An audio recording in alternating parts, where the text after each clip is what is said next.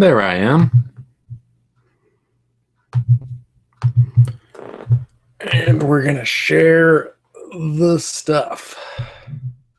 Let's see.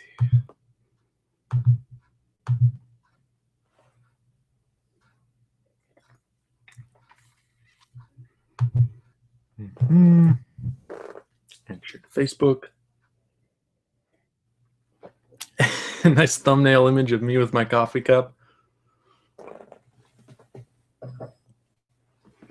All right.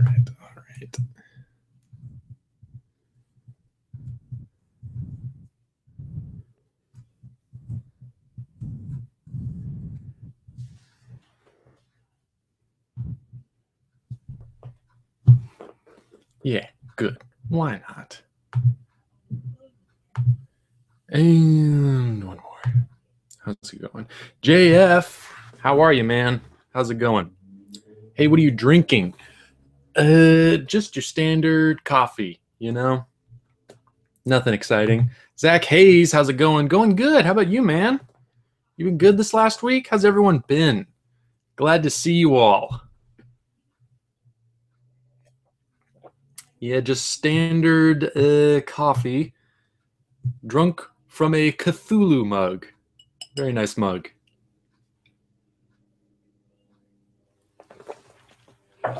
Good, good. All right, glad to hear it. We're just going to share the link on Tumblr now. I don't know if it really helps, but I'm going to do it anyway.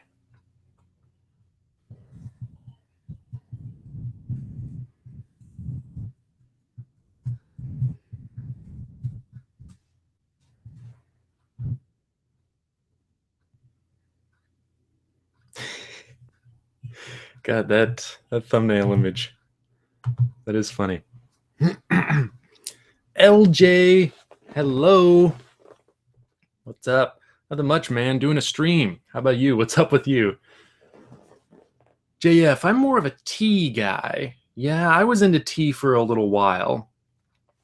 I was doing like the whole thing. Like, I did tea bags, and then I heard from tea enthusiasts that it's all about the leaves. You got to use the tea leaves. So I started going to the health food stores and getting the actual like tea leaves, and brewing tea that way. I remember enjoying it, but eventually I fell out of that habit. Now it's just back to coffee, just simple, quick coffee. Let's see. Zach Hayes, see anything interesting this week? I sure did. Yeah, I'm trying something different this week. Since I don't know, I guess just LJT for me too. T for men, me not men. T is for men. Yeah, I get what you meant. Jack, welcome. Hello. How's it going? Oh, LJ, I'm taking a 2-week break from YouTube, so relaxing back, appreciating other people's videos and stuff. Hey, that sounds nice. Sometimes I would like to just take a little break for a little while too. Break from the job, break, yeah, from the videos and everything, but, you know, I also enjoy it too, so. Roy O'Connor, did you see Murder on the Orient Express? I have not seen that yet. I don't know if I will. I might. I'm not sure. My brother is a big Kenneth Branagh fan. Loves Branagh's Hamlet. He has that on Blu-ray. He's a big fan of Branagh's Hamlet. A couple other Branagh movies, too. I'm trying to think now. So I don't know if he's planning on seeing Murder on the Orient Express. But I'm getting up to Portland, moving to Portland. Yeah, trying to get all that sorted out, too. Later this month. So I'll be up in Portland after Thanksgiving, week after Thanksgiving.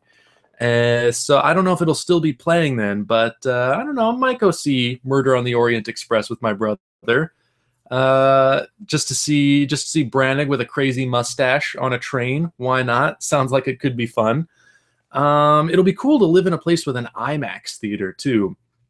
Almost anything is worth seeing, you know, in IMAX or live format projections, stuff like that.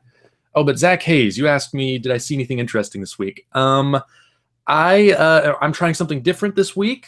I feel like since I'm doing the Henry Recommends videos, those will be kind of be like my format for like suggesting things I've seen recently. I'm hoping, yeah, I can see new movies and stuff that I see that I like that I want to recommend.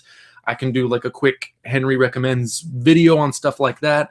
The live streams, since they're mostly just kind of about, answering questions and interacting and just kind of free flowing, going everywhere, it's always kind of felt like when I have like the 2 movies I select every week, saying like, okay, we're going to talk about this and this, I always kind of have to shoehorn it in there. Like, okay, we're gonna have to stop answering questions and doing the flow of the thing that we've got going, and we're just gonna stop and focus on this one movie that I'm supposed to talk about, and then the other one. I kind of figured like maybe it'd be better for this show, since I now have another series of videos for talking about specific single movies, to start doing the live streams as just like, whatever comes up, we'll talk about that. We don't have to have any obligations to talk about anything. My cat wants to join us, so I'd better let him in.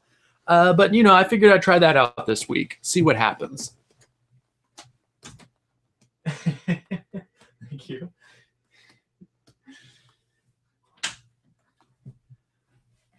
All right, he's in here with us now. But yeah, so let's just see what happens with not really any plan, no films on the agenda, just whatever comes up. And yeah, whatever I've been watching, whatever I want to mention, and then yeah, we'll see. We'll have fun with it. Let's see. Oh, Zach Hayes. I'm going to try and see the new Thor film tonight. I heard it has a real similar humor to What We Do in the Shadows. Well, that's a good prospect then. They did an interesting short for Thor on the Civil War DVD. I'm sure it's on YouTube. It's about Thor as a roommate. That sounds very What We Do in the Shadows. Oh yeah, and just talking about Henry. Yeah, gotcha. That makes sense with Henry Recommends. Yeah, I feel like that's a better format show for talking about specific stuff. I guess with the live streams, it's better to keep it loose and just kind of go in whatever direction, rather than kind of getting into that flow and then having to stop it midstream, be like, okay, no, we have to talk about this now, giving it a shot, experimenting, seeing what happens. Talk about cats, Mr. Butler Gollum. I don't know. What can I say about cats? Cats are funny, right? This guy, he just moved into the new house. He was over at the other house. I moved in here while I'm getting ready for the move to Portland. So he came with me. He's having trouble adjusting, but he's doing it. He's making it. He's getting used to it. He's quite a handful, quite a ball of energy. Does a lot of running and jumping and parkour around the house. It's pretty fun to watch. And he hates closed doors. So anytime I got the door closed, I'm doing one of my things, I'm always going to get him. But that's okay. Mr. Butler Gollum, my cat is like a dog. In what way? Do you take him for walks?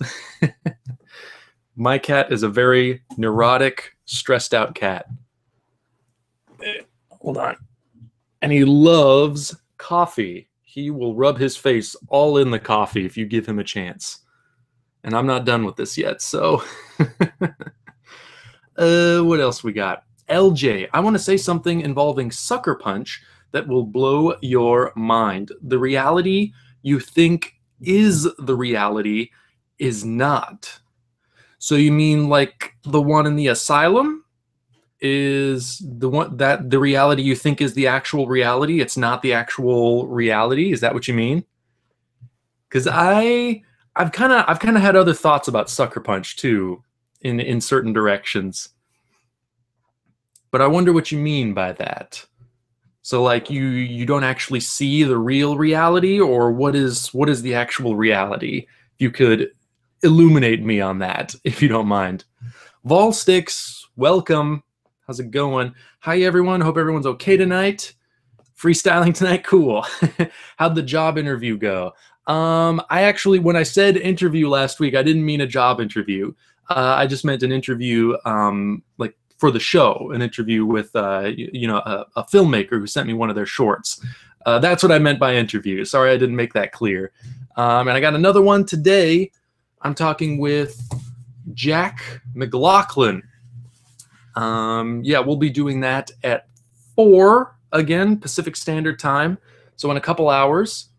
Yeah, you can tune in for that. It's less of a chat interaction show, more kind of a one-on-one situation. But I've been enjoying them, meeting some interesting people, having some interesting conversations. So we will be doing another one of those today. But for now, we're just, trying to relax and talk movies. Zach Hayes, I got the new Twin Peaks book. I've heard it answers all the questions we had with the new season, like with Leo, Annie, and so on. The Blu-ray seems a little expensive. It's like $55 on Amazon. I don't know. That's not... I think that's about what you can expect, from a full TV season. I guess it is on the spendier side. But I don't know. I feel like that's about the standard kind of price you get for television seasons. I know my brother's really excited for that. He's, I think, just started reading the first book. Because there's a new one, right? There's the final dossier. There was the previous dossier. Now there's the final dossier, I think. I know my brother got the last one. He started reading that. I think he may have already pre-ordered the Blu-ray for season 3. Really excited for that. Really excited for the new book. Yeah, he's pretty into it. Might have to when I'm up in Portland, might have to get him back on the show so we can talk a little bit about the new evidence he's discovered and the new theories he's formulated. He's diving pretty deep into that show. JF, what's the real weird city, Portland or Austin? I can't speak for Austin. I'm not familiar with Texas, unfortunately. No offense meant to any Texans who might be watching. I think Zach Hayes, you're hailing from Texas, right? But I know Portland, that's the big thing there, is like they've got that saying, like, keep Portland weird. You see that on bumper stickers all the time. Keep Portland weird. So I think it's Portland, but I'm sure Austin takes pride in their weirdness as well. Portland does not have a stranglehold on weirdness. You find it in all parts of the world. Lil-Res Wonderbread, welcome. Smash that like button. Thank you. Yes, I concur. Hello, how's it going? Say hi to everyone. Put your anus right in the camera. I'm sure everybody enjoys that. Thank you. What else we got here? LJ. Talking about Sucker Punch again. Yep, it's a very Inception-like movie. 2 realities are one reality in a separate reality. So do you mean, is there anything that takes place like in an objective reality, like a true reality? Because I've always read it that like the first story you see when she gets into the asylum, spoilers for Sucker Punch for anybody who's never seen it, but like the asylum is like a true reality, and then the other 2 realities are fantasies, and then a fantasy within a fantasy, as like her escape from the harshness of her real life. But if you're saying you read it in a different way, I find that interesting. Like, what is the true reality then? 2 realities are one reality in a separate reality. I apologize. I'm not quite comprehending that. Volsticks. Oh, sorry. Was it the Barrett Wolf interview? Yeah. That was the interview I was talking about. I enjoyed that. And the video of his you linked was pretty good. Cool. Glad you liked it. Yeah. I enjoy talking with Barrett Wolf. Yeah, it's pretty cool. Yeah, talking to somebody who's earning a living in the film industry, putting projects together, actually making feature films happen. It's really cool. Like, he's really, getting a career jump-started, in his own way. I think that's very cool to see. Yeah, really enjoyed that conversation. By the way, how is Denny? He okay? Yeah, he's up in Portland right now, living with Felix. They're doing stuff together. I think he's looking for a job right now. He's kind of, I think there was one thing he was trying to get, but they ended up going with someone else. So I think he's still looking for work. Hopefully he finds something soon gets pretty comfortably situated there. I will actually be transferring. I work at a grocery store right now. I'm actually transferring to another branch up in Portland, so I'll be set job-wise once I get there, which is comforting. Let's see. I also need a tissue. So I'm just going to mute the microphones for a second so you don't have to listen to that.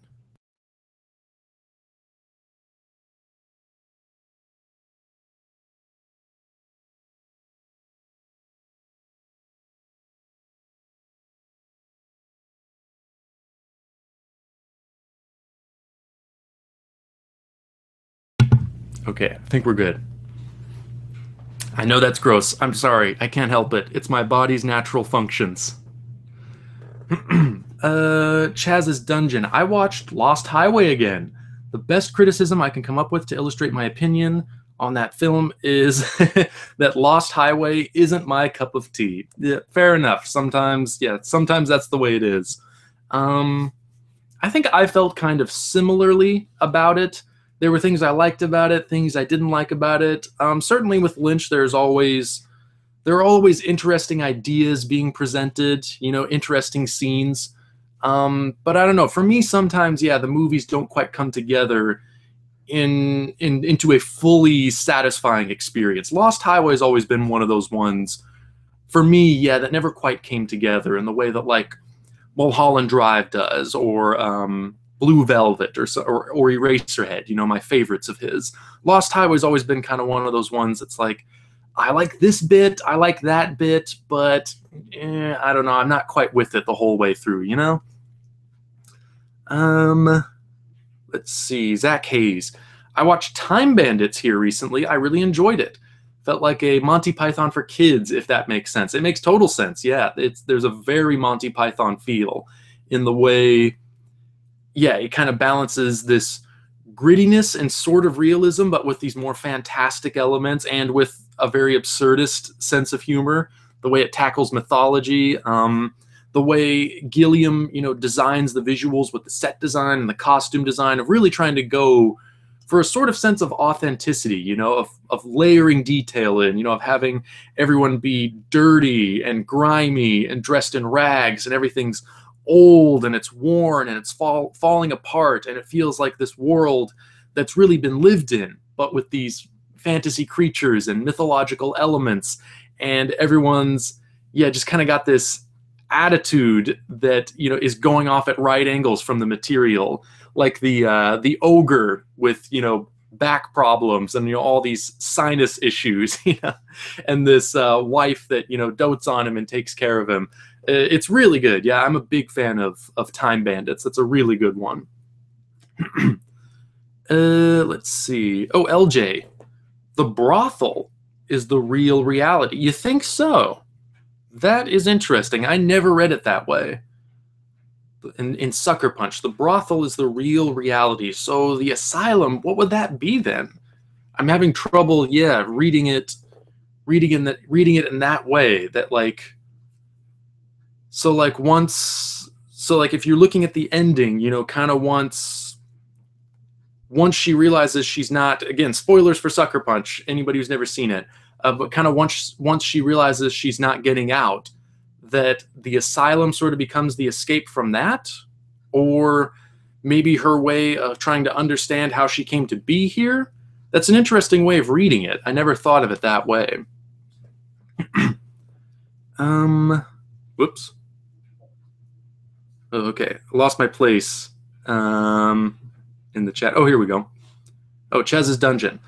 Lost Highway just didn't work as well as Lynch's other films. A lot of pieces are missing when compared to Lynch's better films. I can kind of see where you're coming from there. It's an interesting experiment. Certainly there's some memorable pieces in it, but I guess for me it was one that like, I don't know, I just didn't run the whole way through with it. It was one where there were moments that really shine through, like that, I think I've mentioned this before, but like that character with the almost kind of like silent film makeup on, who, he gives Bill Pullman his cell phone in that one scene, says, "I'm at your house, call me." That's a great scene. The bits with Robert Loggia are great. A few other moments here and there are really, really good. But then, yeah, just other bits, it's kind of like, I don't know, yeah, where this is going or what's going on here, you know? At least that's my memory of it. It has been a long time since I've seen Lost Highway. I do kind of want to give it another viewing. But yeah, my memories of it are just being kind of like sort of frustrated by it and wishing like the whole movie was as good as those certain bits, you know? Snake Plissken. Wow, it is an honor to have you here, Snake. I can't believe it. Snake Plissken in my chat. Snake says, hello, Henry. Do you like the Europa trilogy directed by Lars von Trier? I am a fan of Lars von Trier's work. The Europa trilogy, yeah, is his... Those are his earliest movies, aren't they? Because it was Element of Crime, which was his first feature. And then it was Epidemic, right? And then Europa? Is that what it's called? Why am I having trouble with it right now? I think, yeah, it was Europa. I believe that's the trilogy, and I believe those were his first 3 movies. I do like them. There are things I find really interesting about them. But yeah, I don't know. They're more kind of, they're very formal. They're very controlled. I feel like they're very cold and sterile, emotionally distanced.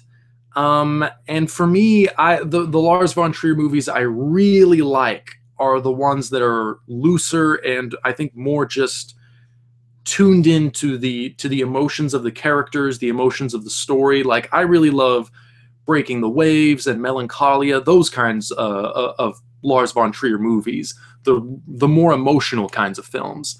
The Europa trilogy is certainly interesting, you know, just as visual experiments. There are certainly, like, the world that he creates an Element of Crime and, like, the sodium lighting and the orange kind of yellowish glow, the details of the world are very striking. And Europa, yeah, just as a stylistic piece, is really amazing. The way it blends special effects and, like, German expressionist imagery and the way it combines color and black and white cinematography in innovative ways. It's very interesting. But I don't know, it leaves me kind of cold, you know? I can really appreciate the visuals that I'm seeing and how well put together everything is, but I don't really get involved in it, you know? I don't really get invested in it the way I do with, like, Breaking the Waves, where, like, by the end of that movie, I'm weeping and in tears. I've been so overwhelmed by the experience I've just had, you know?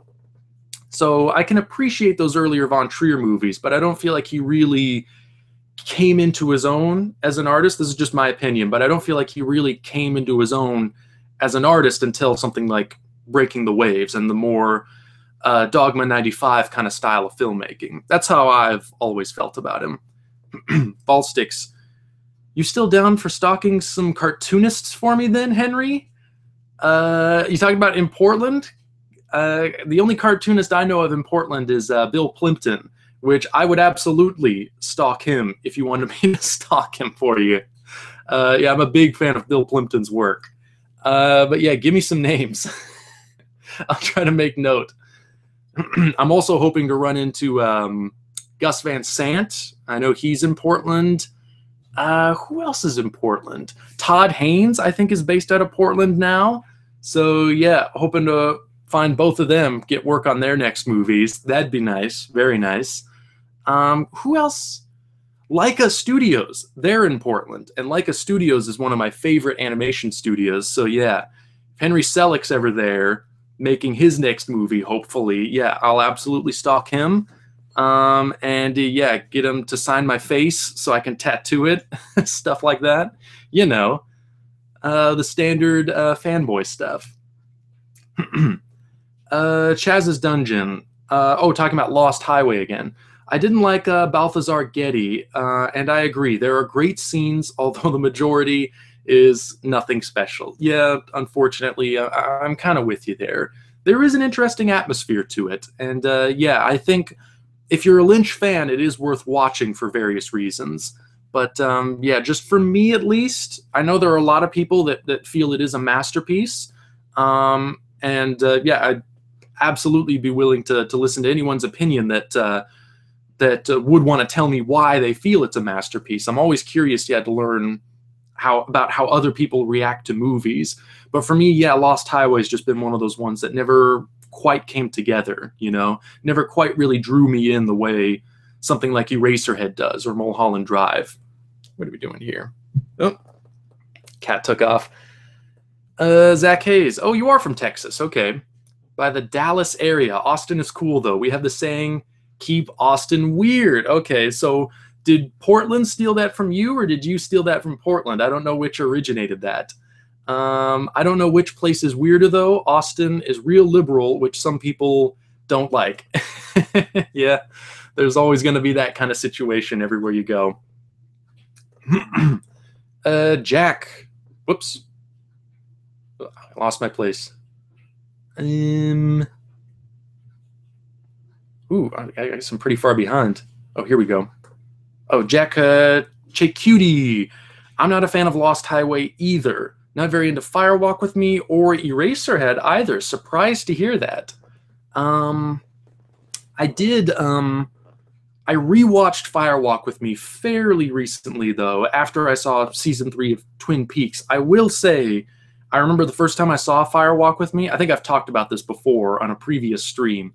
But I remember not really being a big fan of Firewalk with Me.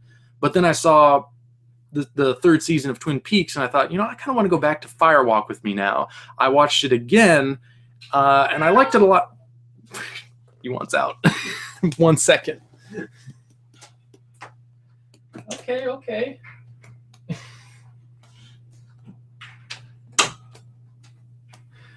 Okay. But I was saying, though, I went back to Firewalk with Me, and I actually liked it a lot more than I did the first time. It still didn't entirely work. I just felt it was too, too harsh, just too relentlessly bleak and brutal. But I could wrap my head around it a lot easier than I could the first time seeing it. It was just kind of like nonsense the first time. But having the reference point of the third season of Twin Peaks and kind of delving into the mythology more, it was like, okay, I can kind of see where this is coming from now, what it's trying to explore, the way it's trying to expand the world. But still, just that central plot line of, Laura Palmer and her slow descent, and just, her being relentlessly in emotional distress and being abused and tortured the whole way through. It's so unpleasant. It's just not a movie I enjoy watching, but I've read other interpretations of it that say that that's why it's so great. It's like a horror movie, it's so effective, it's meant to be that unpleasant. It's meant to give you this,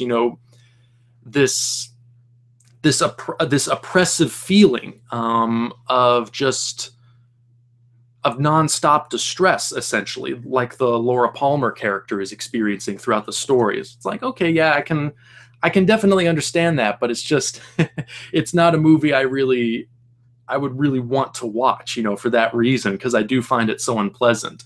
But I will give it credit, for being that effective, for having such great direction, and especially really great acting to convey that unpleasantness and that distress so well to me as a viewer. So I can have an appreciation for it. I just don't quite enjoy the experience of watching it, It's sort of like that movie Hard Candy with Ellen Page and Patrick Wilson.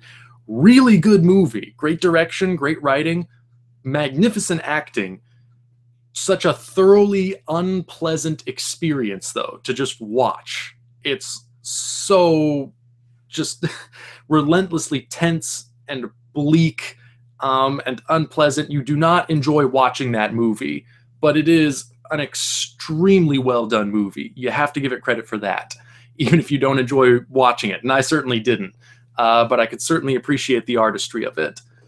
Low Riz Wonderbread, thoughts on Martin Scorsese considering Exorcist II: The Heretic being a superior film to the original Exorcist movie.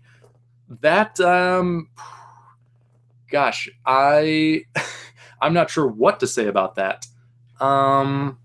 That's surprising.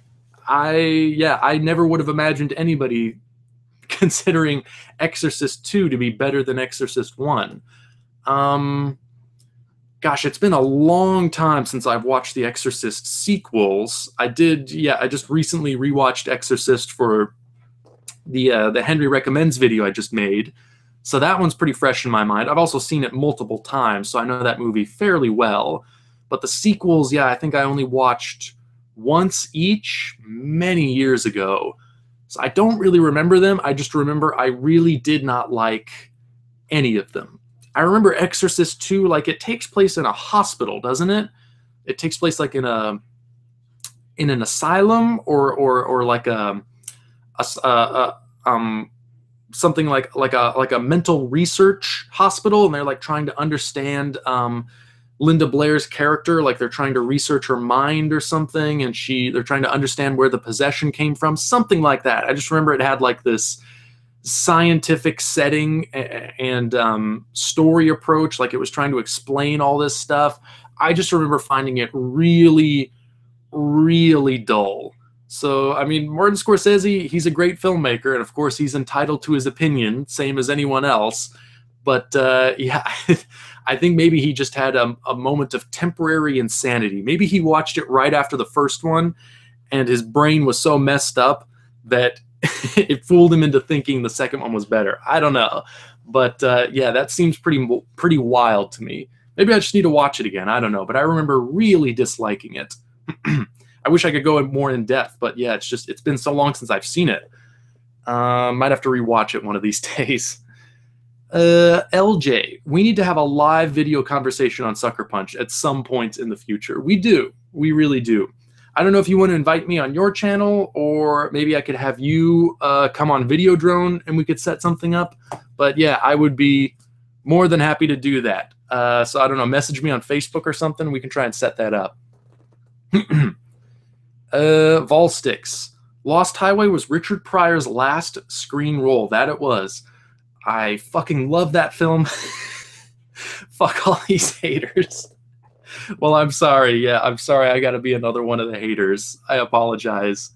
But hey, I admire you for sticking to your guns. You know, you like that movie. You don't care what anyone else thinks. You're not gonna succumb to groupthink. So hey, I admire that about you. It's important, you know. It's important to have confidence in your own opinions, but also respect the opinions of others. You know, that's the way I try to approach it. Does he want back in? He just doesn't know what he wants. I might have to let him back in. Hold on another second. Back in? Okay.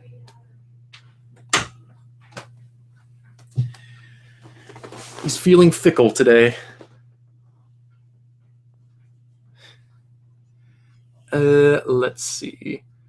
Chaz's Dungeon. What did you love about Mulholland Drive and Inland Empire that weren't in your least liked Lynch films? Maybe it was just characters.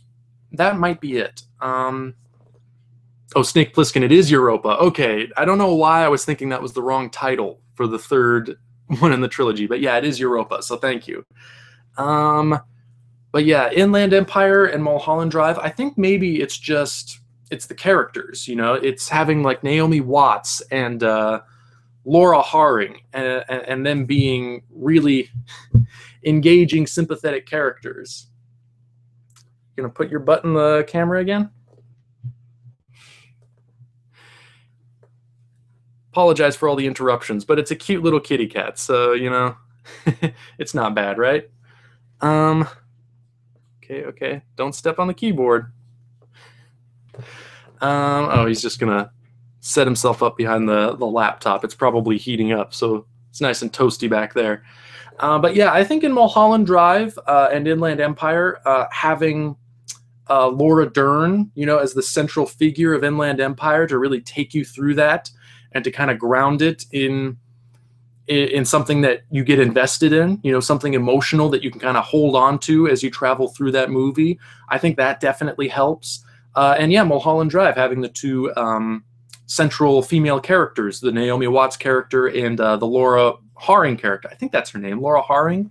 But having the two of them kind of take us through that surreal world, and we get genuinely, invested and engaged in that central plot line. So even though the movie kind of goes off in all these weird kind of roadblock directions, we kind of go down this weird path with, a guy in the diner talking about a dream he had that just kind of ends abruptly, and then we come back to the central thread, and then we go off in these other directions with these other weird characters, but it always kind of pulls us back into that central thread. And kind of no matter what Lynch throws at us, those two performances, those two characters are so strong, it kind of carries us through. I feel like Lost Highway didn't quite have that. It had interesting peripheral characters, that creepy guy with the cell phone, or Robert Loggia, but I just felt like Bill Pullman and Patricia Arquette and Balthazar Getty, they just didn't quite, engage you. They didn't quite really invest you. At least for me, they didn't. Obviously, Volstix feels differently, so I don't want to insult him. But that was kind of the way I reacted, Zach Hayes. Yeah, Mulholland Drive is probably my favorite Lynch film, but Lost Highway is up there for me as well. Okay, so there are definitely some fans of Lost Highway. Let's see. Jack, I don't know. Something about Mulholland Drive and Inland Empire just completely absorbed me in their atmosphere. The other ones just kind of irritated me with all the noises and that. I have a lot of respect for Eraserhead, though. Yeah, Eraserhead is another one that really works in the same way. There's just something about Jack Nance's face, There's just something in his eyes, in his expression, that to me really grips me and really engages me. So yeah, through all the weirdness of that movie, I'm really hooked. I'm really fascinated by his character and the way he reacts to all of these strange situations. That's kind of what pulls me through Eraserhead, as well as that central character. So I think that's, for me at least, that's an important element for my favorite Lynch films, Let's see, Mr. Putler Gollum. I watched Inland Empire when I was like 18 years old. Can't finish it. It's a challenging one. It's 3 hours. Yeah, it makes no sense. You kind of got to just be willing to give yourself over to the thing. If there's any resistance, it's not going to work for you. I've even had trouble with it on occasion as well. I'll watch it once, and I'll love it. I'll watch it again, and I'll hate it, but then I'll come back to it, and it'll be like, that was amazing. It really just depends on your mood, Knock one, what? Favorite TV shows? Gosh, I am really bad when it comes to staying caught up with TV. I've fallen way behind. There's a ton of like big shows now that I don't really have any familiarity with, unfortunately. Like Stranger Things. I know everyone's losing their minds over season 2 of Stranger Things. I haven't even seen season 1 yet, so I'm way behind on that. Game of Thrones, True Detective, Boardwalk Empire, people have been suggesting. I wrote down Mr. Robot, BoJack Horseman, Master of None. Gosh, so many other things too. I'm so far behind on all of that. But I do have my favorite shows. I really liked the last season of Twin Peaks. That I thought was something pretty spectacular. For me, I guess it tends to mostly be comedy shows that tend to be my favorite things. So like Monty Python, I'm a big fan of. Red Dwarf is one I've always really enjoyed. Oh gosh, what else? I'm trying to think of the shows that used to obsess me. Faulty Towers, I remember binging on, like just going through over and over again. Dr. Katz, Professional Therapist, has always been one of my favorites. Home Movies, from many of the same people that did Dr. Katz. Also, Bob's Burgers is one of my favorite current TV shows. What else is there? There's so much TV now. Gosh, I'm trying to think of the ones, that really obsessed me when I was younger. I know Red Dwarf was one of those. And yeah, definitely Monty Python. I feel like there was another one, though. There was something else. I've always been a fan of Amazing Stories. That's a show that Steven Spielberg did, I think in the mid-90s, thereabouts. They were really high quality. Each one was like an anthology series. So each one, it was kind of like the Twilight Zone, but more, I guess, child friendly. But there was a huge variety of stories. Some of them, would just be kind of like little fairy tales, little fantasies. Others would be kind of like thriller stories. Others would kind of sort of be horror films, but always with this, fairly innocent attitude and approach to the material. But like Martin Scorsese directed an episode, Clint Eastwood did an episode, Spielberg directed a couple, Brad Bird did a really great one that was all animated. It was about a dog. Really good show, I think. Really underrated. There's some pretty good episodes of that show. There's one I remember because my mom loved the show, and it was one episode. There was one episode in particular that she really loved called The Mummy Daddy, I think is what it's called. So that was actually what introduced me to the show, is she remembered that episode and remembered loving it. And we bought the DVD set and we watched that episode. And it's a really good episode. It's really funny and clever. And then I was kind of like, might as well watch the rest of the show. And yeah, I do actually enjoy that show. I think there was only 2 seasons, but yeah, there's some good stuff on there. And, Twilight Zone, obviously, Star Trek, I've always been a big fan of. That's about all I can think of right now. I'm sure there's more stuff. But those are the ones that come immediately to mind, But I do recommend Amazing Stories to anybody who's never seen it. I feel like that's a pretty underappreciated show. Let's see. Oh, Abhimanyu. Hello, Henry. What's up? Welcome. Glad you could join us. I'm sure you tuned in a long time ago. I'm only finally just catching up with your comment. But yeah, welcome. Good Time thoughts. I still have not seen Good Time, unfortunately. When I do, I will be sure to let you know. But right now, I haven't seen it. And I lost my place in the chat. Oh, let's see. Okay. But yes, welcome anyways. I'll let you know when I watch Good Time. Volstix. Kidding about the cartoonists, but there are literally loads of cartoonists. I mean cartoonists as in comic artists. Okay, living in Portland. Didn't know Bill Plimpton lived there. Yeah, Bill Plimpton has his studio in Portland. I hear they're always hiring interns, so maybe I can get a job there, even though I really don't know anything about animation. But I love Bill Plimpton's work, and he's always putting out great stuff. So I'd love to at least meet him. He seems like he's getting kind of crotchety, a little grumpy in his later years, but I still think he's a great animator. Chaz's Dungeon. I believe the key for enjoying Lynch's films is to fall under their spell, and not everyone falls into the same spell, which is why everyone has a completely different opinion to his films. Yeah, I think also, yeah, that he deliberately tries to make the stories ambiguous. He deliberately tries to, explain as little as possible.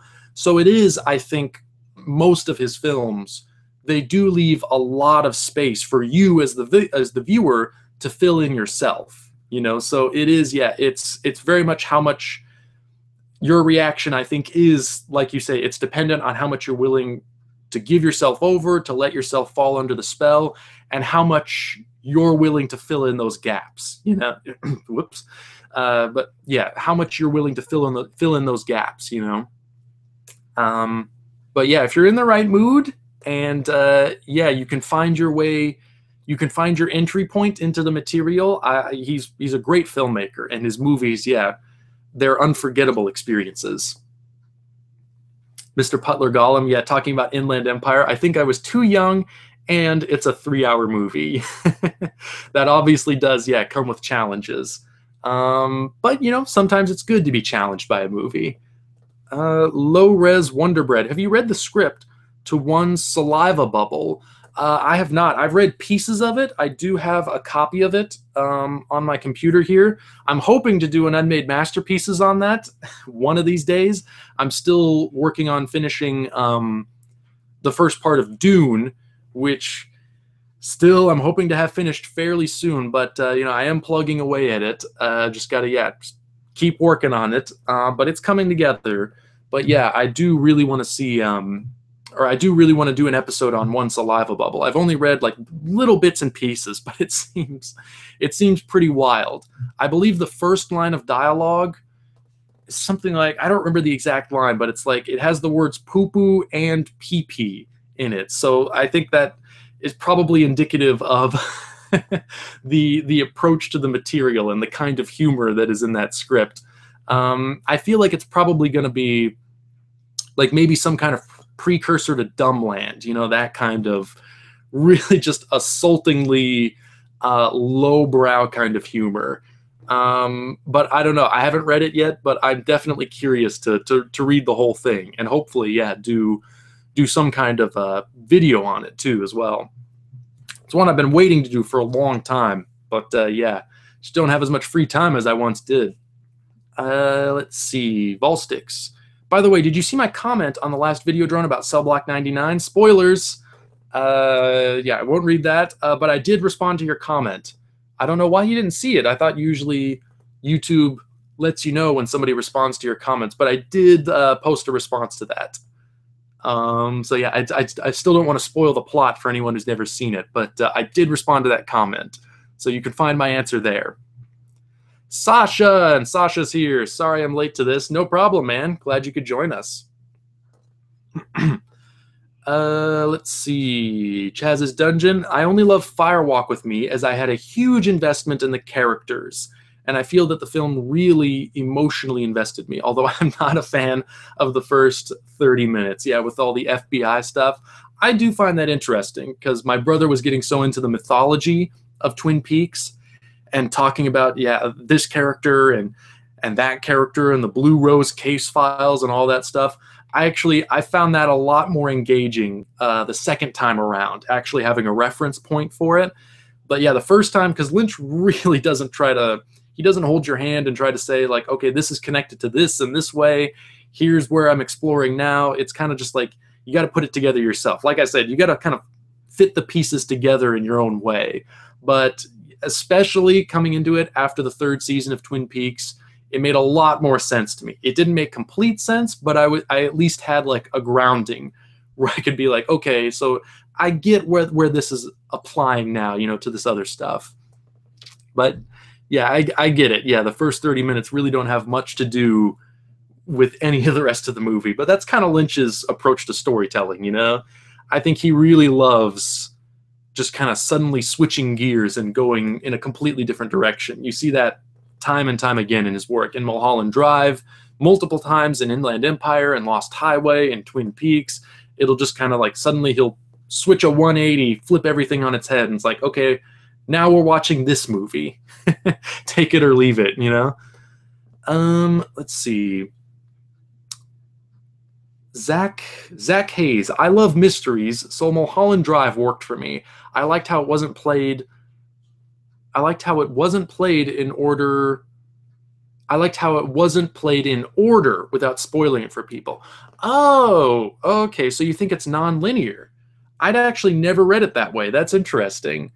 I always kind of thought it progressed linearly, but that actually is a really interesting way of reading it. That it's non-linear. That it's kind of that. Yeah, again, without spoiling it, but yeah, that is a very interesting way of reading it. That actually never occurred to me, believe it or not. That is a good one though. I really liked it. Sasha, saw your Q&A from 2015. Oh God, that was a while ago. Loved your comment about things I want to see in film. Oh man, I vaguely remember that. I think, yeah, didn't I talk about wanting to see more innovation or something like that? Gosh, it's been so long since I've even thought about some of those early videos. I'm almost kind of afraid, yeah, to go back. I'm so embarrassed by some of the stuff I posted in the past, but oh well, live and learn, you know. But I appreciate, yeah, your kind comments. Let's see. Oh, Chaz's Dungeon. Yeah, I agree. Firewalk with Me is not a happy film. In fact, I go so far to say that Firewalk with Me is one of the most depressing films I've ever seen. Yeah. You're not going to get much argument from me. It's a pretty unpleasant experience. Also, Chaz's Dungeon. I was surprised that I loved Solaris more than Stalker. I didn't find the film boring one bit. Yeah, I'm a big fan of Solaris as well. I still need to rewatch Stalker. I still have the Blu-ray, still have not watched it yet. I need to get around to that. I assume that was due to my tastes. I was surprised that I really enjoyed the driving scene. That's the moment when you know whether this is the movie for you or not. Is that 15-minute driving down the highway sequence in Solaris? That's the moment where people either completely check out or people say like, "Okay, I'm into this. I like the direction this is going." But yeah, I do like it. I do like that one. Um, what the hell? For anyone reading this, did Volstix? Did you reply to my comment? Is that what that was? I thought like YouTube was telling me something bad, but I think I think it was a response to the comment or something. I'm guessing that's what it was. I panicked for a second, but it looks like we're okay. Snake Plissken, did you see Possession, directed by Andrei Zulovsky? If you didn't see this movie, I advise you to check it out. Possession is a very interesting example of a mind-blowing and shocking horror film.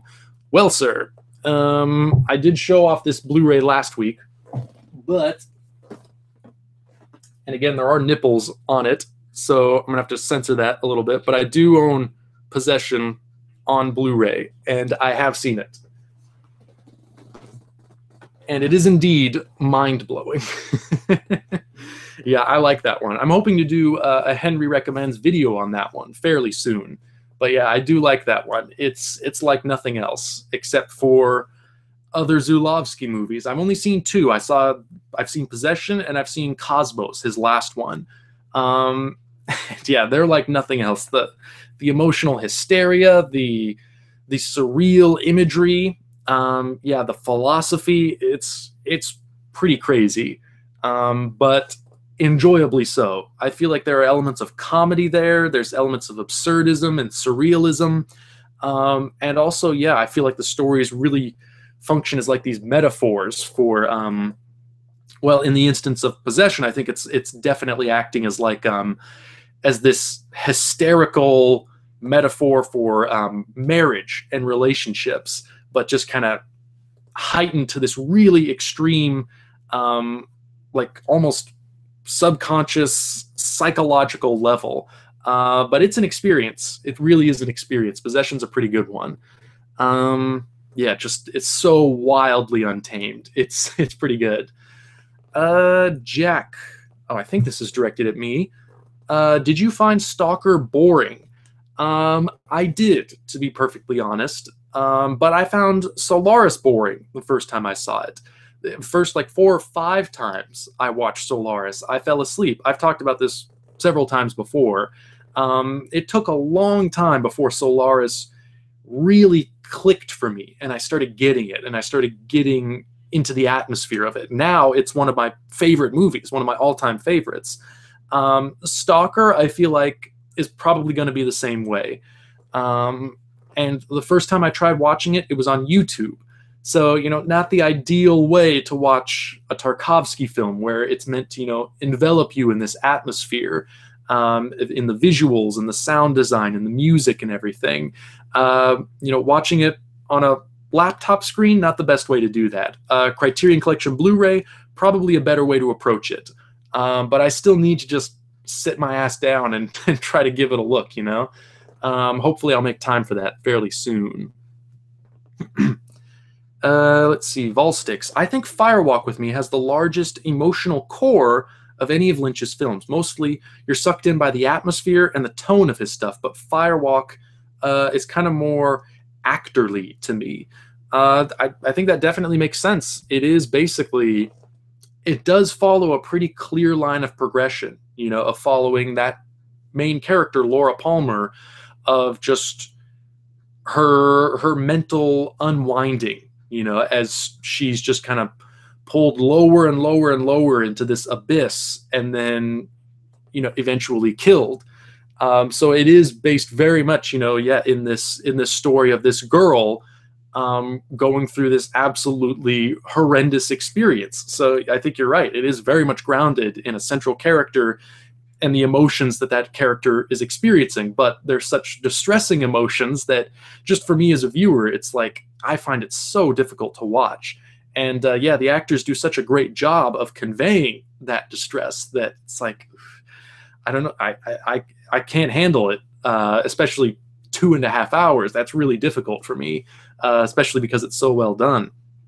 But I do agree with you in that it is a very emotionally grounded movie, perhaps a little too much. It just makes you feel those horrendous emotions just a little too effectively, for me at least.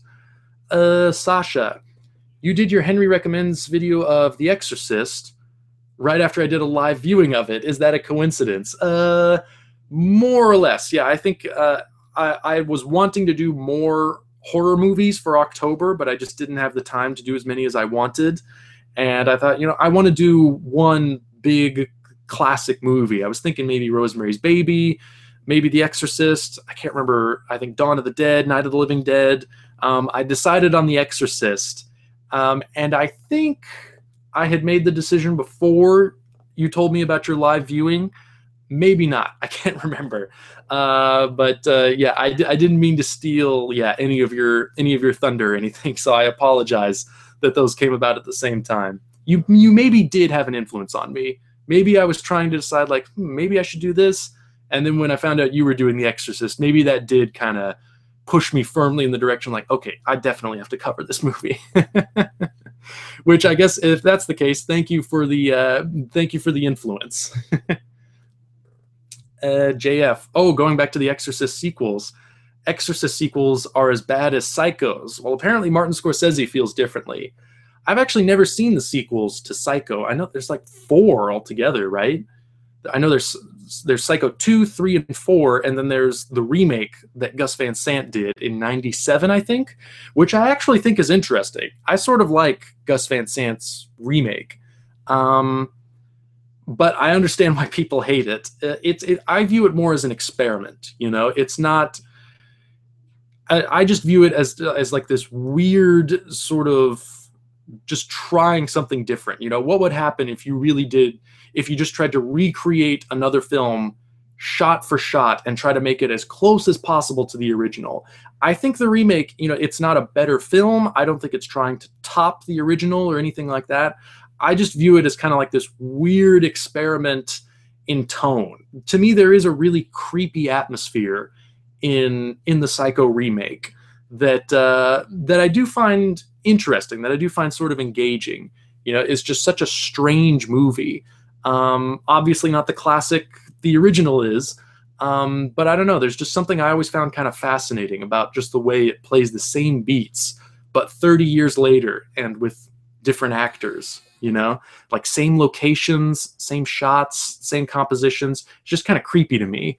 I do think it's worth watching. It's not really, a self-contained movie. You really can't watch it without, I think, having seen the original. But if you do watch them both, in succession, I think the remake does have this really weird, memorable tone to it. This surreal quality that I've always found interesting. So I recommend giving it a look if you're a fan of the original. Let's see. Oh, Jack, I cannot get into The Mirror, although I adore Stalker and Nostalgia and Solaris too. Yeah, Tarkovsky's challenging. There's no way around that. He can be challenging for some viewers, but if you're willing to meet the challenge, his movies really do give you incredible experiences. But I mean, yeah, it might take you a while to really connect to it. At least for me, certainly, it took a while to connect. But once I found that connection, I really responded strongly to Solaris. Specifically, I'm talking about. And I'm hoping to have the same experience with other stuff. I tried watching The Sacrifice, didn't quite work. I tried watching Stalker, didn't quite work. But I absolutely want to attempt to watch them again and see if I can discover more and see if I can form that same connection that I formed with Solaris. So I guess, yeah, all I have to do is just try and simply watch them again. That's what I did with Solaris. Just try it again and again and again. And then I finally got it. So I'm hoping the same thing happens with Stalker and, yeah, The Mirror and The Sacrifice, with other Tarkovsky stuff. Because I do think he's a great filmmaker. There was no one else like him. And I want to try and have those same connections with the other movies. But just for me, certainly, it's a challenge. Oh, Snake Plissken. I watched Stalker a few days ago. and the film was very interesting. I didn't feel bored when I was watching this film. Okay, well, that's interesting to hear. Again, everybody reacts differently. Yeah, certainly for me, Tarkovsky's always been a challenge, but obviously, yeah, for some people, they have an easier time with it. But I don't know. I guess I'm just used to a different kind of storytelling. Maybe I'm used to more energy, more focus. I don't know. Tarkovsky very much exists according to his own rhythm, so that can be a little difficult for me sometimes. But I'm always interested in challenging myself, and always interested in trying to find or trying to get engaged with different forms of storytelling. Solvi, oh boy, Elizabetterson. I hope I'm saying that right. I apologize if I'm not. What's your opinion on Brian De Palma? Well, gosh, I'm kind of back and forth on Brian De Palma. I there are movies of De Palma's that I really like, that I really enjoy, and then there are others, I don't know, that just don't quite work for me. He's one that I think he's oftentimes more concerned with style and presentation than he is with story and characters. For me, sometimes that really works. Other times it really doesn't. He's an interesting filmmaker. He's got his own style. He's got his own way of doing things. I think when you watch a Brian De Palma movie, you're always very aware that it is a Brian De Palma movie. So I admire that, to have so distinct a style that it's instantly identifiable, is rare, I think, for directors. Anybody who can do that, I think, really is a unique talent. But I don't know, just as far as the films themselves, it's really hit or miss for me, like something like Scarface, I think is great. Carlito's Way, I really liked. Gosh, there have been others that I've enjoyed. Blowout, I think has some good stuff in it. Carrie, I think is really good. But I don't know, others like Body Double never quite worked for me. Sisters, yeah, I don't know, interesting sequences, but just doesn't quite pull me all the way through. I don't know. He's one that I think definitely more and more people have been discovering his work, and he's been amassing more and more of a following, of a fan base in recent years. And for the longest time, yeah, I don't think he was regarded with that much respect or admiration. Most of his movies got pretty terrible reviews when they were initially released, but over the years, I think his fan base has been steadily growing. But for me, I don't know. It's really a case of like some movies I think are really good, really come together into solid films. Others, it's just kind of like there are interesting ideas. There are really good sequences and set pieces, but I don't know. It's just I don't feel the story quite works. I don't feel the characters really engage me, But I don't know. He's an interesting one. It's been a while since I've watched one of his movies. I actually, too, as I often say, I'd kind of like to go back and give a lot of those films a second viewing, especially like Body Double or something like that. But I don't know. There are things I respect about him, and then there are other things where it's just like, I don't know, I find frustrating about him. So yeah, I'm kind of split on Brian De Palma. Yeah, just things I like, things I don't quite like. But he's definitely made some classics. He definitely has. I think Scarface is, to this day, a pretty spectacular movie, even though the soundtrack hasn't aged very well. The direction, the screenplay by Oliver Stone, the central performance by Al Pacino are still magnificent. That is a pretty spectacular movie, I think. And Carlito's Way, I think, is a really solid companion piece.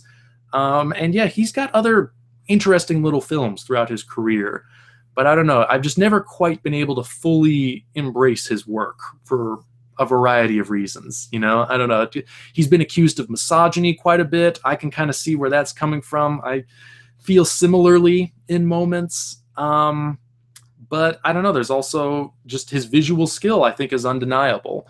And something like Blowout, Sisters, other movies, even movies I don't quite like, there are moments that really shine through where you're like, that's a pretty good shot, or that's a pretty good sequence. I just wish the rest of the movie held up as well. That's my reaction. Sasha, you and LJ are both welcome to discuss Sucker Punch on a live stream with me if you wish. If you will have us, I'd be happy to. Oh, and Henry, I can't. This is LJ. Henry, I really can't wait for your review on Dr. Parnassus and thoughts on pathology. I must have written that down. Pathology. Yeah, I'll need to get around to that. Gosh, I'm so far behind. It'll be nice living in Portland. I'll have access to so many more movies there. I imagine I'll be visiting, what is it, Movie Madness quite a bit. One of the few video stores left in the world. But yeah, I imagine I'll frequent that place quite a bit to try and catch up on this pages-long list I'm amassing now. Let's see. Oh, Sasha. I personally love De Palma. He makes the films he wants to see and is not mainstream.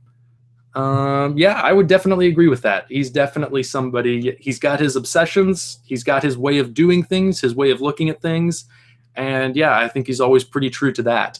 Even when he's a director for hire on stuff like Mission Impossible or Mission to Mars, the Mission movies, or even something like Scarface, you know, or gosh, Bonfire of the Vanities, Snake Eyes, those aren't the best movies, but you always see that he has his own specific approach to the material. Like Snake Eyes and Bonfire of the Vanities, not the best films, but like they're really well directed, and they both open with some of the most amazing tracking shots I think that have ever been put on film, especially Snake Eyes. That whole movie is just amazing shot after amazing shot. There's the bit where the camera goes up over the wall and it travels over all the hotel rooms, like looking straight down, and you just see all these scenes taking place in all these different rooms, and then we finally come into the room with one of the main characters and the camera drops down in there. That's an amazing shot, an amazing sequence. It's just, you know, the rest of the movie is kind of like the plot's a little all over the place, you know, it's a little unbelievable in spots, but it's amazingly well made. It's worth watching, you know, just for certain visual moments in there that are so spectacular. So, I mean, yeah, De Palma is definitely a director with his strengths and his way of doing things that is very ambitious and very specific to him. So I certainly respect that. I'm right with you there, Sasha. Yeah, he's got his own way of doing it. Oh, Solvi. Yeah, I also talking about De Palma. I also like that he admits that he is expanding the ideas of Hitchcock and embraces films as a visual medium. Yeah, he really is. He's totally upfront about that. That a lot of his movies are just kind of building on foundations laid by Hitchcock. I mean, especially something like Dressed to Kill or Body Double.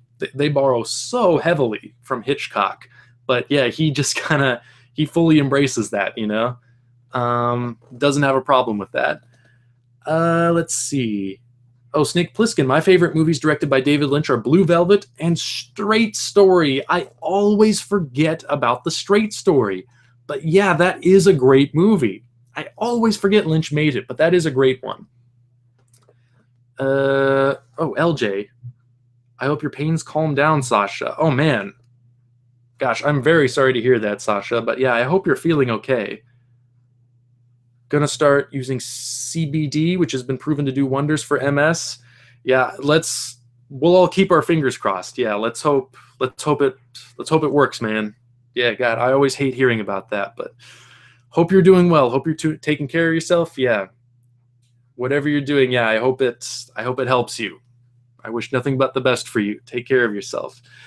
Yeah, hopefully you can stick around, keep hanging out, but yeah, don't put any kind of strain on yourself. Yeah, I'm always sad, yeah, hearing that. It's such a bummer. But man, I hope you're doing well. Let's see. What else we got here? Chaz's Dungeon. Are you talking about a dream? I must have missed the first few parts of this. Yeah, I'm only seeing... Oh, yeah, okay, you must be talking about your dreams. I missed the introduction to that, so I'm just seeing, yeah, stuff like her head enlarged and morphed into a giant jug with facial features. I was then sucked away into her mouth. Sounds like a trippy dream. Yeah, I missed the other stuff, so I'm sorry about that. Let's see. Oh, Volstick's going back to Lost Highway. I will say that Bill Pullman doesn't exactly make the most convincing avant-garde free jazz saxophonist in Lost Highway, to be honest. I like Bill Pullman, but yeah, I don't know. I guess I feel he does have a specific kind of range, you know. Let's see. Whoops. Okay. Wow, I'm way behind, and I lost my place in the chat. So I'm gonna start here. Okay, Chaz's Dungeon. The Killing of a Sacred Deer is out in major cities. A film I really want to see and can't due to the amount of cinemas showing the film. Is that bad for you? It's just if there are too many people in there, does it defeat your ability to enjoy the movie? I guess I can understand that. It's nice to have to be able to kind of like to block everything out and really engage with the film, you know, on an intimate level. Or is it just that it's too mainstream? You're like one of those hipsters that can't listen to a band once another person has heard of them. Just making fun of you. But no, I am excited about that one. Yeah, I'm very much looking forward to Killing of a Sacred Deer. I saw the trailer. Looks really good. I really want to see it. What's that guy's name? Greek filmmaker, Yorgos Lanthimos. Yeah, his last few films have been pretty incredible. I think he really is one of the best filmmakers working right now. So definitely interested in seeing that one. Hopefully once I get up to Portland, it'll be playing there and I can go see it. Let's see. Snake Plissken, have any favorite Russian movies or directors of the 21st century? Oh, that's a tough one. I'm trying to think if I've seen any Russian movies in the 21st century. I did see that movie, The Return. I think that was made in like 2002, somewhere around there. And I always forget the name of the guy who directed it. Gosh, I know I've seen some other stuff. Hard to Be a God from 2013, I think. That's a really good one. Again, a very unpleasant movie, sort of like Inland Empire, just 3 hours of just the most unpleasant experience, but pretty unforgettable as well, and pretty strikingly put together. But yeah, I think that was the last film by that director, again, whose name escapes me. I can't believe I'm forgetting all these names. But I remember Hard to Be a God really made an impression on me. The Return I thought was very good. Gosh, Russian movies. What else have I seen? Have I seen that few? When I think of Russian films, like the stuff that really comes to mind is like, yeah, stuff from the 20th century, like Tarkovsky. One of my favorites has always been Mikhail Kalatozov. Like his movies, like, wow. The stuff he was able to do, like in the 60s and the 50s, it is staggering. You look at a movie like Letter Never Sent, or The Cranes Are Flying, or especially I Am Cuba, the incredibly complicated, intricate tracking shots in those movies, I mean, are astounding. Even today, you know, like doing it Birdman style, it would still be insanely difficult. But the fact that they did it in like the late 50s and the early 60s with all these, you know, outside of Hollywood, just with the resources they had, wow. I don't know how they pulled off some of those shots. Yeah. Anybody who hasn't seen I Am Cuba, that's a pretty legendary film at this point, I think. But anybody who's never seen it, oh my God, you have to watch I Am Cuba. It's just unbelievable shot after unbelievable shot. Like, you'll look at some of the stuff in that movie and it'll boggle your mind. Like, how the hell did they do that? It seems impossible. Letter Never Sent is another great one too. Just amazing, absolutely amazing filmmaking. But yeah, Mikhail Kalatozov, I mean, he's late 50s, early 60s, not 21st century. Gosh, I'm gonna need to familiarize myself with more Russian filmmakers. I know I have some written down, like Leviathan by the same guy that did The Return. I got to see Leviathan. Some of his, I know he's done some other stuff. Loveless, I got to see that one. Same guy. Yeah, I'm sure there's plenty of other stuff I need to watch too. But yeah, unfortunately, that's all that really comes to mind. So I apologize for that. My my vocabulary in Russian film is not as big as it should be, unfortunately. Let's see. Chaz's Dungeon. I had a dream about Upstream Color and Dead Man's Shoes. Did you watch Upstream Color? I thought you were still getting ready to watch that one or something. And I don't know Dead Man's Shoes. Not familiar with that one. Let's see what else we got here. Jack, I had a similar dream of Okja. That's interesting. Let's see. Did you dream like you had one of the Okja animals as a pet? I remember I had some kind of similar dream like that. Or maybe not. I might be thinking, gosh, I don't know why this dream sticks with me. I remember, though, way back, when was it? It must have been in the early 2000s when Ang Lee released the original Hulk, the first Hulk movie, or, you know, the first modern Hulk movie. I remember I saw Ang Lee's Hulk in theaters, and I remember I was pretty young, and I remember thinking it was so cool, like how he could run so fast and like leap hundreds of feet into the air. And I think that night I had a dream that I was the Incredible Hulk, and I just remember running and leaping and like just being in my hometown and just leaping above and seeing like the whole town spread out below me and just wrecking buildings and stuff. And then I think the military came after me. I have vague memories of it, but that's for some reason has been a dream that has stuck with me all these years of dreaming I was the Hulk. I remember enjoying it. Let's see. Chaz's Dungeon. Oh, I don't know what that is in reference to. I apologize. I'm missing out on some of the stuff in the chat here, so I'm going to have to skip over some of these. I apologize. If there's anything you really want me to see or read, feel free to repost stuff. Let's see. Oh, Volsticks. Cheers. We'll check for the response. Haven't been getting responses to comments for some reason. Anyway, thanks, man. Let's see. Scoops. Firewalk with Me is pretty depressing, but I think the nuclear war movie Threads is probably the most bleak movie ever. I've never heard of Threads. I will write this down, though. Threads. Thank you for the warning, though. The most bleak movie ever made. I will try to brace myself if I do ever watch this one. Hopefully I will. Let's see. Chaz's Dungeon. Do you know of the animator Vincent Collins?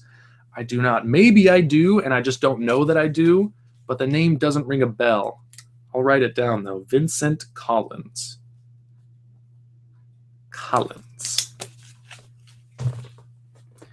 Let's see. Oh, going back to favorite shows. Zach Hayes. Mad Men and Twin Peaks, of course, are some of my favorite shows. Loudermilk is a newer show that I'm enjoying now. It's a dark comedy. It has Manchester by the Sea elements without spoiling either. Interesting. Loudermilk. I've never heard of this. I might have to look into that one now, too. Let's see, Jack. For me, the most depressing movie is Shame. That completely fucks me up. Yeah, any Steve McQueen movie is going to be a pretty hard-hitting, emotional roller coaster. All of his movies, they really devastate you. He's pretty good at doing that. Hunger, I think, is still my favorite of his, and that is a movie. Yeah, and those final sequences, that's one that hits me pretty hard. That's been, I think the film that has stuck with me most strongly of the three that he's done so far, but all three of them are pretty damn incredible in their own ways. Let's see. Oh, Chaz's Dungeon. Must be talking about Vincent Collins. He made Malice in Wonderland, an animation which was featured on the General Chaos Uncensored Animation DVD. Oh, it's Sasha censoring Possession. It's a drawing, though. Yeah, but I don't know. YouTube can be weird about some of this stuff. I just want to cover my bases. Malice in Wonderland, though. It vaguely rings a bell, but I know I've never seen it. I will try to look it up, though. Vincent Collins, Malice in Wonderland. If you're into, like, messed up animation, I just saw one not too long ago. Have you ever heard of Mike Grimshaw, I think his name is. Michael Grimshaw.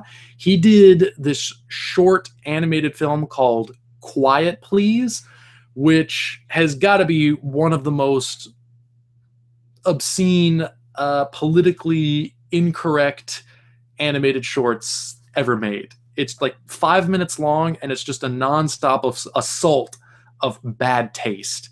It's sort of like Lynch's Dumbland, but I think escalated to an even higher level. I feel like Mike Grimshaw isn't really well known, but yeah, Quiet Please. If you're into messed up animation, Quiet Please has got to be one of the most messed up animated shorts ever made, and it's done like in a 50s sort of Looney Tune cute style, so it makes it all the more disturbing, like how how tasteless it is. But yeah, if you're into stuff like that, maybe check out Mike Grimshaw. Oh, Volstix just quickly wrote a response to the last video drone. Oh, okay. Like I said, glad you agree with my theory. Have you seen On a Silver Orb, the unfinished Zulawski film? Love that one. No. Gosh, there's a lot of Zulawski I haven't seen. On a Silver Orb. Somebody recommended to me a long time ago one of his early films, which I think was called The Devil, something like that. It was from the 70s, I believe. I still haven't been able to track that one down. Hopefully I'll be able to find it at like Movie Madness or something once I'm in Portland. A lot of stuff I got to try and find. I'm still trying to, yeah, catch up with everything. I wonder if, going back to the first page on here, yeah, there's still a ton of stuff. Like Kuzo, I still need to watch. Venus Wars, The Congress, Angel's Egg, Nadja, the vampire movie that David Lynch produced. Still a ton of stuff I got to try and watch. Hopefully I'll get around to it.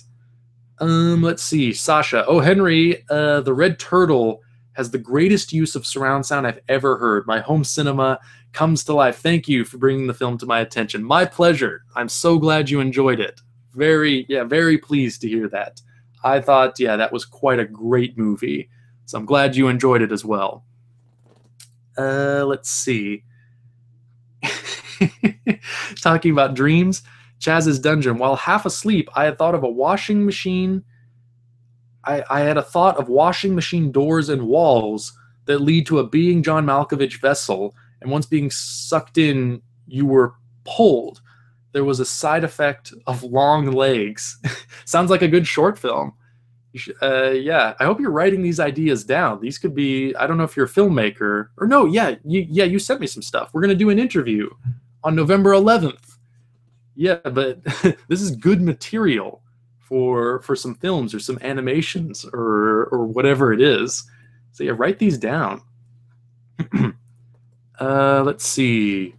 Sasha, I don't know if you're interested, but I found a tutorial video on YouTube showing how to make comments show up in live streams. It is there to see if you want to do that. I mean, within the video, so they're always there to see. So the chat is recorded along with the video. That might help. I might want to give it a look just to see. Zach Hayes. I've heard Swallowed by Lily Baldwin is an interesting short film. She said she got inspired by the milk scene in Possession and Cronenberg. Now I'm going to have to find Possession. Swallowed. I've never heard of this one either. Jeez. Swallowed. Short film. Interesting. I always feel so uninformed when I do these streams. You know, just talking to like people at the grocery store where I work, it's like, oh, I'm the expert. I'm the resident film expert. Like, I know who Humphrey Bogart is. I know all these simple, basic things for any film fan. But yeah, then I do these live streams. It's like just nonstop. Like, I've never heard of that. I don't know who that is. Like, ugh, I feel so inadequate. But it's also educational as well. Chaz's Dungeon. I'm thinking of watching either The Cell or Audition. Which do you think I should watch? I also have The Fall, although I feel that I need to see The Holy Mountain before. Sasha, I predict Henry will choose The Cell. Well, Sasha, maybe you shouldn't be so presumptuous because, no, I will choose The Cell. You're right. I'm not a big Takashi Miike fan. His films they're also ones that have never quite worked for me. I've been watching more of his stuff lately, and I don't know, I'm kind of warming up to him. Like I saw Yakuza Apocalypse not too long ago. Sort of enjoyed that one, although I did I watched one because they just put a bunch of his stuff on Amazon Prime. Like they put the Dead or Alive trilogy on there, a bunch of like Yakuza and gangster movies he did in like the late 90s. A bunch of that stuff's on there, and a lot of other things too. Happiness of the Katakuris, I think it's called, a family movie. So I'm starting to go through some of those. I watched the first Dead or Alive. Gotta say, didn't really like it. Great opening, really boring middle, and then just a crazy nonsensical ending. So I mean, there's stuff to enjoy about it, but I don't know. I kind of have the same problems I've had with a lot of his other movies. So I don't know. Mike is, yeah, not quite my thing. But I do love Tarsem. So I would suggest The Cell. That would be my pick.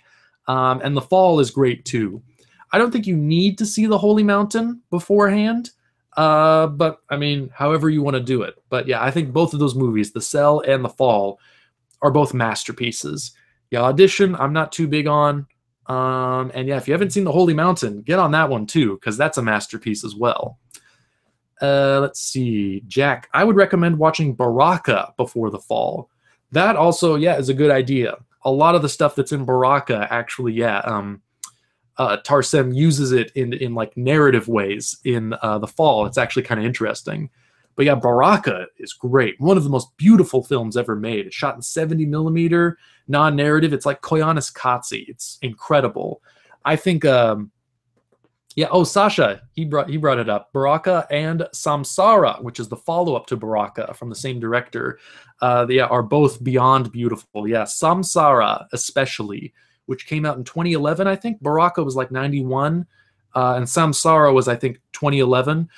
Both of those, but especially Samsara, again, shot on 70 millimeter film. Samsara, I think, is probably the most beautiful film ever made. It's staggeringly beautiful from beginning to end. Yeah, I highly recommend that one, Samsara, to anybody watching. Go see Samsara. And Baraka and The Fall and The Cell, they're all great, but Samsara especially, perhaps the most beautiful film I've ever seen. Oh, look, we got some fans. Jack Chekuti, Samsara is a work of art. I actually haven't seen all of Baraka yet. I just know much of the stuff in The Fall is kind of similar to Baraka. Yeah, there are moments that mirror in both of those movies. I forget what they're called, but I think the Whirling Dervishes, I think, are in both. And the guys that do the songs and like the performances, you know, where they all kind of group around and they do these like performances where they're all seated and kind of, I forget what that's called. I wish I knew. I wish I were more cultured, but I don't know where that is or what those performances are called. Gosh, and I think there's some other stuff too. I can't. Those are the two ones that I remember most, though. But yeah, they're both beautiful, The Fall and Baraka, and each use those settings and visual elements in their own unique ways. You know, Baraka is just kind of trying to present the beauty of the world and the beauty of human culture and civilization, whereas The Fall is kind of using it as part of this child's imagination, this landscape of a child's imagination, and how she's kind of building this larger than life adventure in her head. And it's used in more of a narrative kind of way. So I think each, you know, kind of presents the material in its own way. So I think they're each great movies, separate from one another, even though they have similar visual elements.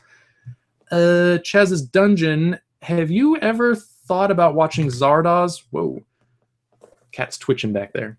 Have you ever thought about watching Zardoz or Lost River? They're both surreal. Of course, I have thought of watching both of them. I was going to watch Zardoz, but my brother has the Blu-ray. That's his, and he's up in Portland, so I got to wait till I get up there to watch Zardoz. And I do want to see Lost River. That's the one that Ryan Gosling directed. I do want to see it. I've heard mixed things, but I would like to see it for myself. Let's see. Whoops. Lost my place in the chat.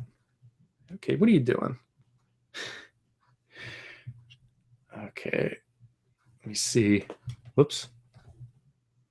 Lost my place again. So maybe I'll start here.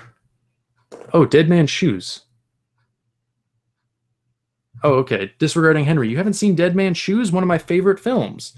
Transcendental British contemporary kitchen sink revenge movie. Complete masterpiece. You know Shane Meadows' work. Gosh, maybe. The name sounds vaguely familiar, but I know I haven't seen Dead Man's Shoes. I will write it down, though. Dead Man's Shoes. I must have seen something from Shane Meadows. Like, did he do the Made in England movies? Or am I thinking of someone else? Gosh, I'm pretty sure I've heard that name before, though. Oh, Cineman San, welcome. Speaking of Russian cinema, I also recommend 4, 12, and The Postman's White Nights. 12, I think I've heard of that one. That is the remake of 12 Angry Men, isn't it? I've heard that's good. I haven't seen it yet, though.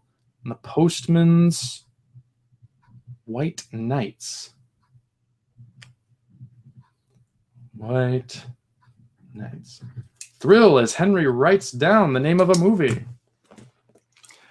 Roy O'Connor, Dead Man's Shoes is a devastating revenge film. Really good. Okay, well, I'm going to have to see this one then. Oh my God. Scoops, fun fact, the director of Threads, which I wrote down earlier, yeah, later went on to make the flop Volcano. That is an interesting piece of information. The Tommy Lee Jones movie. How about that? I've actually seen Volcano. It is not good. But yeah, I'll have to check out Threads. Interesting. Let's see. Oh, Scoops, if you go in knowing that there are similar scenes in both Volcano and Threads, wow. I've never heard of Threads. I'll have to look into this one. Chaz's Dungeon. Have you been able to see the video files for the Shea Saint John Triggers compilation? I have not checked into that yet. I did. Yeah, you did send me those. But yeah, I'm gonna have to look into that once this is done. Once the stream's over. So yeah, I haven't checked yet, but I will try to make sure I do that. Let's see. H.C. Lane? I don't know if I'm saying that right. Have you seen the Portuguese film Tabu? T-A-B-U? I don't think I have. I'll write it down though. Tabu? Let's see if I can find that one. Portuguese film. Yeah, don't think I've seen that one. Again, so much stuff I haven't seen. Oh, Sasha, I agree with you 100% with what you said about hard candy. It makes me feel sick and gave me tension headaches and nightmares. It's an intense one. It's very effectively intense. You're right. Absolutely. Oh, Chaz's Dungeon. I'm always writing these ideas down. Those dreams are a rarity. Okay, good. I'm glad to hear it. You can't let those ideas escape you. Let's see. Oh, Eddie Moriarty. Hey, people. Whoa, I'm late, but glad to catch one of these live again. Welcome. Glad you could be here. Let's see. Oh, and Scoops. I'm writing a script that is inspired by old dreams. That's very cool. Glad to hear it.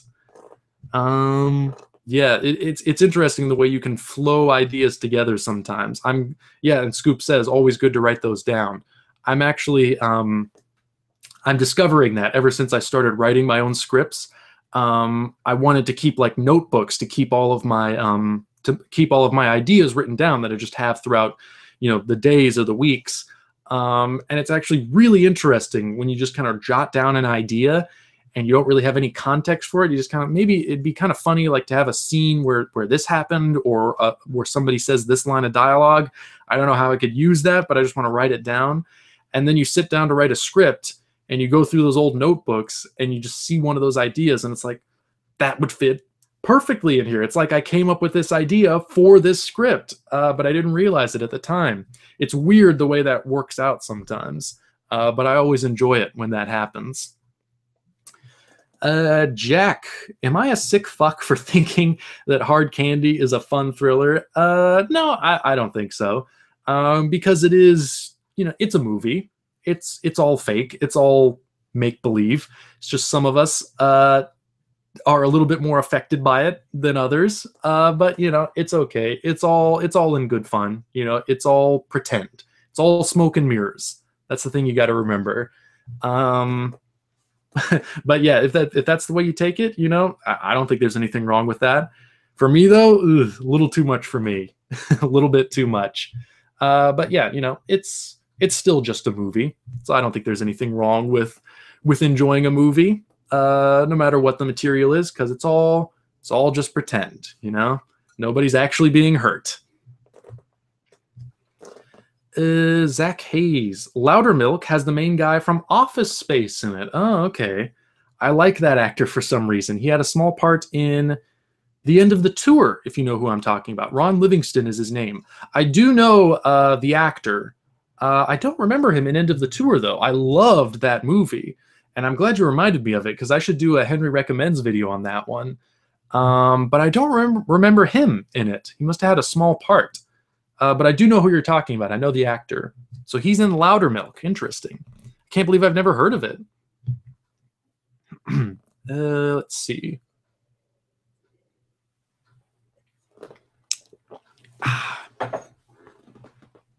Volsticks. The cash on Silver Orb. Okay, the Zulavsky film. The cash on Silver Orb ran out, and as a result, some scenes were merely described. Interesting. Despite this, it's a great film. It's been described as Jesus Christ Superstar meets Blade Runner. That sounds trippy. Okay, yeah, I did write it down. I'll have to look into that. So sci-fi with a religious musical? I'm trying to picture that in my head. I don't know what to expect, but I'll look into it. Oh, Chaz's Dungeon. The Cell it is. Aces. I like that one. I hope you'll enjoy it as well. Let's see. Scoops. Oh, did somebody bring up 30 Days of Night? 30 Days of Night is okay. Ben Foster is really good at it. Ben Foster's always good. He's great. It's been a while since I've seen 30 Days of Night, though. I remember not really caring for it the first time I saw it, and every time I hear that title, I always think of the director, David Slade, because I remember it's so embarrassing. I remember when 30 Days of Night came out, it was at the same time the Twilight franchise was really starting to take off. I think they just made the first one or the second one, and 30 Days of Night came out. And I remember the director, David Slade, was saying, this isn't Twilight. Twilight's not real horror. It's not real vampires. 30 Days of Night, this is the real vampire stuff. I hate Twilight. Twilight's so fake. And then his very next movie after 30 Days of Night was a Twilight movie. I can't remember if it was the third one or the second one, but his very next movie was a Twilight movie. And I think I remember he did an interview where he said, somebody asked him, I thought you said Twilight was it was like fake vampires. You thought it was horrible. It's oh no, I was joking when I said that. Okay, come on, man. At least be honest. If you did the movie for the money, hey, that's okay. But be honest about it. I don't know. I just thought that was funny. I still think he's a good director, but I always think of that when I think of 30 Days of Night and how it connects with Twilight in that way. But oh well, what are you going to do? I can't judge anybody, for making career decisions. It's their career. He can make whatever movie he wants. Just feel like you should be upfront about it, Scoops. Oh, I concur with this. Ben Foster could act next to a dried dog turd and be compelling. I'm surprised he hasn't yet, because he absolutely could pull that off. Let's see. Oh, Zach Hayes, that's kind of you to say.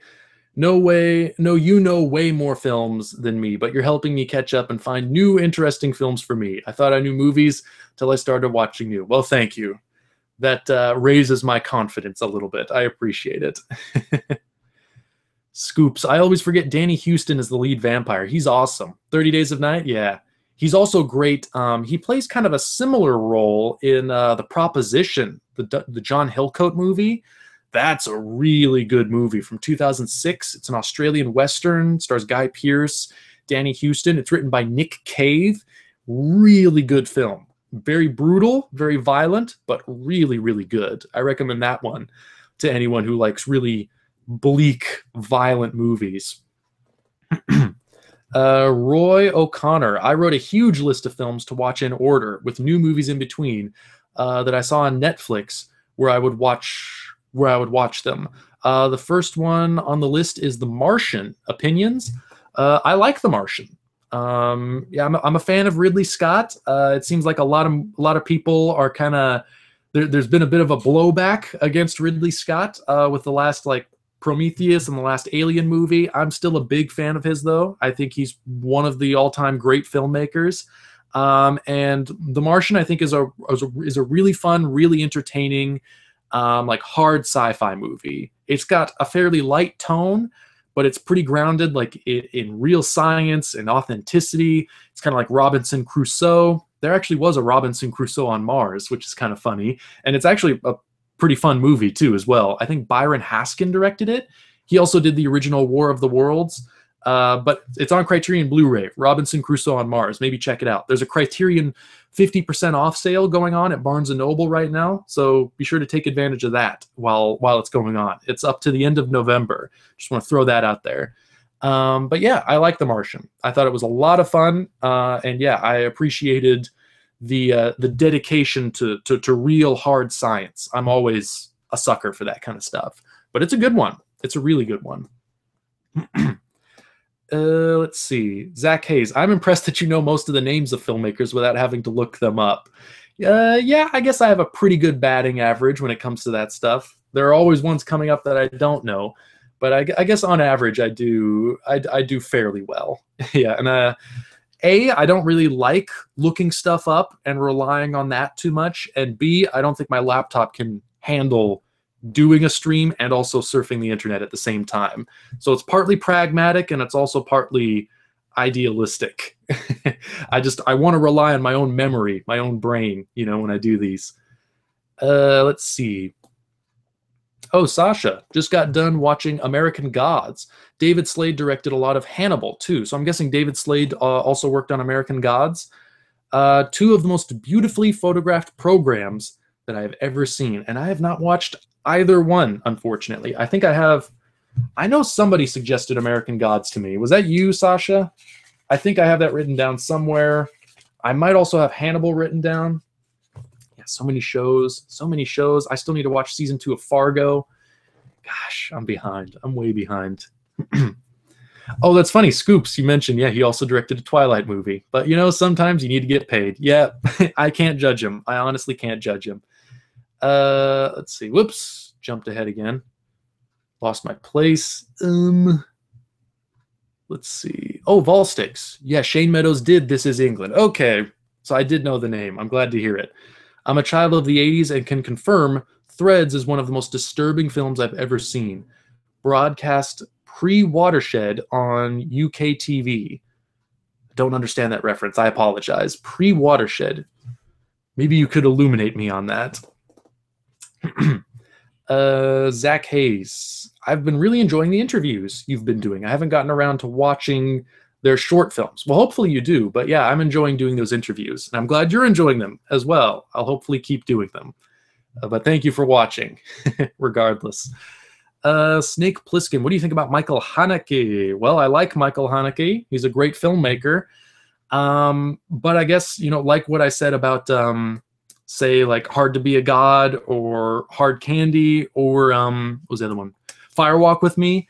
Some movies just get a little too intense sometimes, and I think Michael Haneke, for me, is definitely one that is often a little too intense, a little too unpleasant. Certainly Funny Games is a challenge. Both versions of Funny Games, I think, are really good, and so effective that I can barely watch them. Benny's Video, I've seen Funny Games twice. I've seen the original twice. Benny's Video, however, I could barely even watch once. Amore, I actually couldn't even finish. I could not even finish Amore. I've talked about this before, but at the time when I watched Amore, which is one of his most recent movies, I was going through kind of like this existential sort of crisis. I was going through a lot of fears and paranoia about aging, and about getting sick, and especially about dying. And Amour is a movie that confronts all of those things pretty harshly, pretty straightforwardly, and yeah, and pretty unromantically. Um, and yeah, just at the time when I watched it, I was just not in a place where I could handle it. So I could only watch about half of Amour before I had to turn it off, and I still haven't had the guts to go back to it and try and watch it again. Um, Great movie, really well made, and great performances. But yeah, it hit me too hard. It was too much for me at that time. I couldn't watch all of it. And yeah, I react that way to Haneke's films often. I don't think I was able to finish The Piano Teacher either. I know I tried watching that. For some reason, I couldn't finish that one. But it did come out on Criterion Blu-ray. Hopefully, one of these days, once I'm settled in Portland and yeah, working and making money, maybe I can start trying to buy more Blu-rays. It's been a while since I've bought a movie. But yeah, I want to go back and rewatch The Piano Teacher. There's other films of his that I want to see. The White Ribbon, I still haven't seen. I think he's got a new one that just came out. But yeah, he's a great filmmaker, but just, yeah, one that, gosh, his movies are so bleak sometimes. And so confrontational often that, they're oftentimes a lot for me to take emotionally, sometimes too much. But I have a great deal of respect for him just as an artist. But as a viewer, he's one that really pushes me, that really challenges me and takes me to places I'm not always willing to go, but I do have a lot of respect for him just on an artistic level. Let's see. Chaz's Dungeon. Martyrs is a fun Bible family film. I'm sure it is. I know about Martyrs. I haven't seen it, but I've heard about it. I've heard it's one that it gets recommended right alongside like a Serbian film and stuff like that as really extreme movies. I haven't watched it yet. Maybe I will, but I don't know.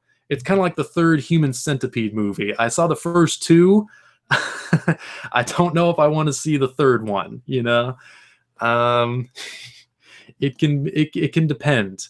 Like, I don't know. For me to watch a really extreme movie, there's got to be a certain amount of artistry to it to also keep me engaged, which I feel, a movie like Salo, Pasolini's Salo, I feel like there is that artistry, so that even though the material is extreme and it's very disturbing, I can also appreciate the artistry. Michael Haneke, same way. Something like Funny Games, really tough to take, but there's an artistry that I can appreciate behind it.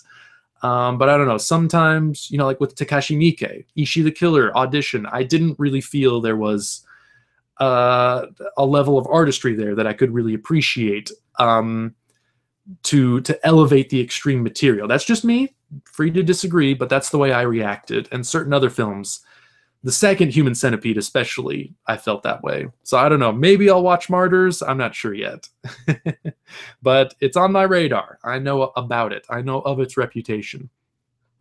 Oh, is that what that meant, Volstix? I'm sorry. You wrote, C-O-N-T, and I thought that was some kind of code or some kind of reference that I didn't get. It was continued. I'm sorry. That totally went by me. But yeah, here's the second part. It's talking about Threads. Yeah, Threads, one of the most disturbing films I've ever seen, broadcast pre-Watershed on UK TV.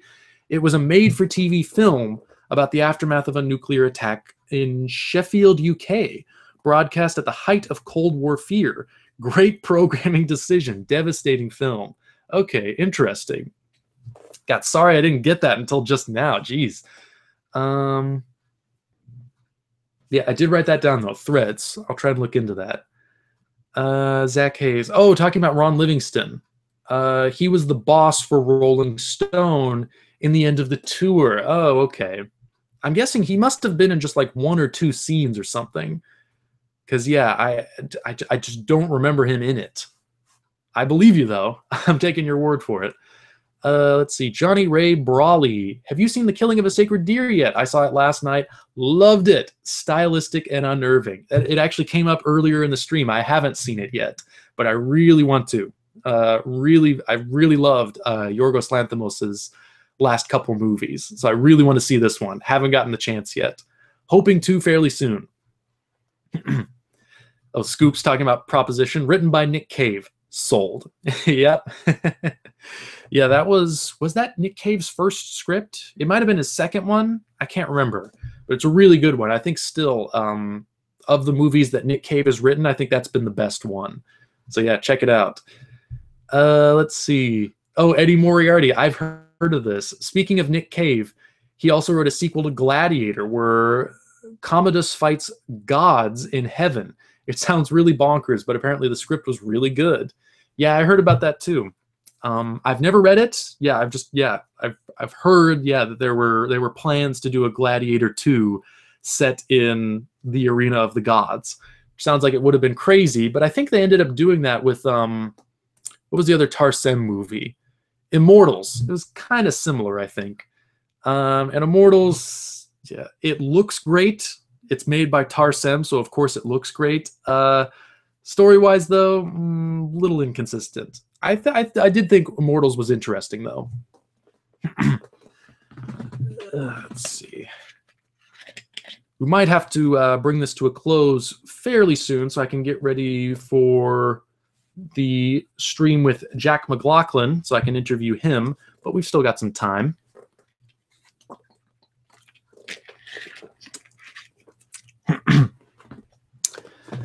Sasha. Oh, that's funny. I was actually discussing the proposition with an Australian friend today. That's very funny.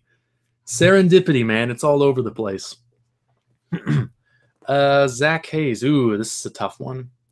What are your thoughts on Kevin Spacey? I know you don't like to get into controversy, but I think it'll make me look at some of his shows and movies differently. Yeah, that's a touchy issue. Gosh, I'm trying to think. How do I approach that? Because obviously, yeah, it's been a major thing in the news, and I think just on people's minds who are paying attention to pop culture and filmmaking, it's been this thing that's been really exploding lately of just that Hollywood's dirty little secret, essentially, that there is so much exploitation and abuse and harassment that happens, and that it's been going basically unchecked for a long time. And now it seems like we're finally experiencing that shakeup where suddenly everything's being brought to the surface. And yeah, it's not fun to watch. And some people that I have a great deal of respect for, just as artists, there are things being revealed about them that complicates the issue quite a bit, makes it a lot harder to respect their work. And I'm not quite sure how I feel about this, because obviously, I think, whether you're an artist, if you're a great actor, if you're a great filmmaker, I don't think that can excuse that kind of behavior. So, I don't want to sound like I'm trying to defend any of these people or trying to say, oh, what they did, it doesn't matter. Obviously, it does matter. This stuff is not okay.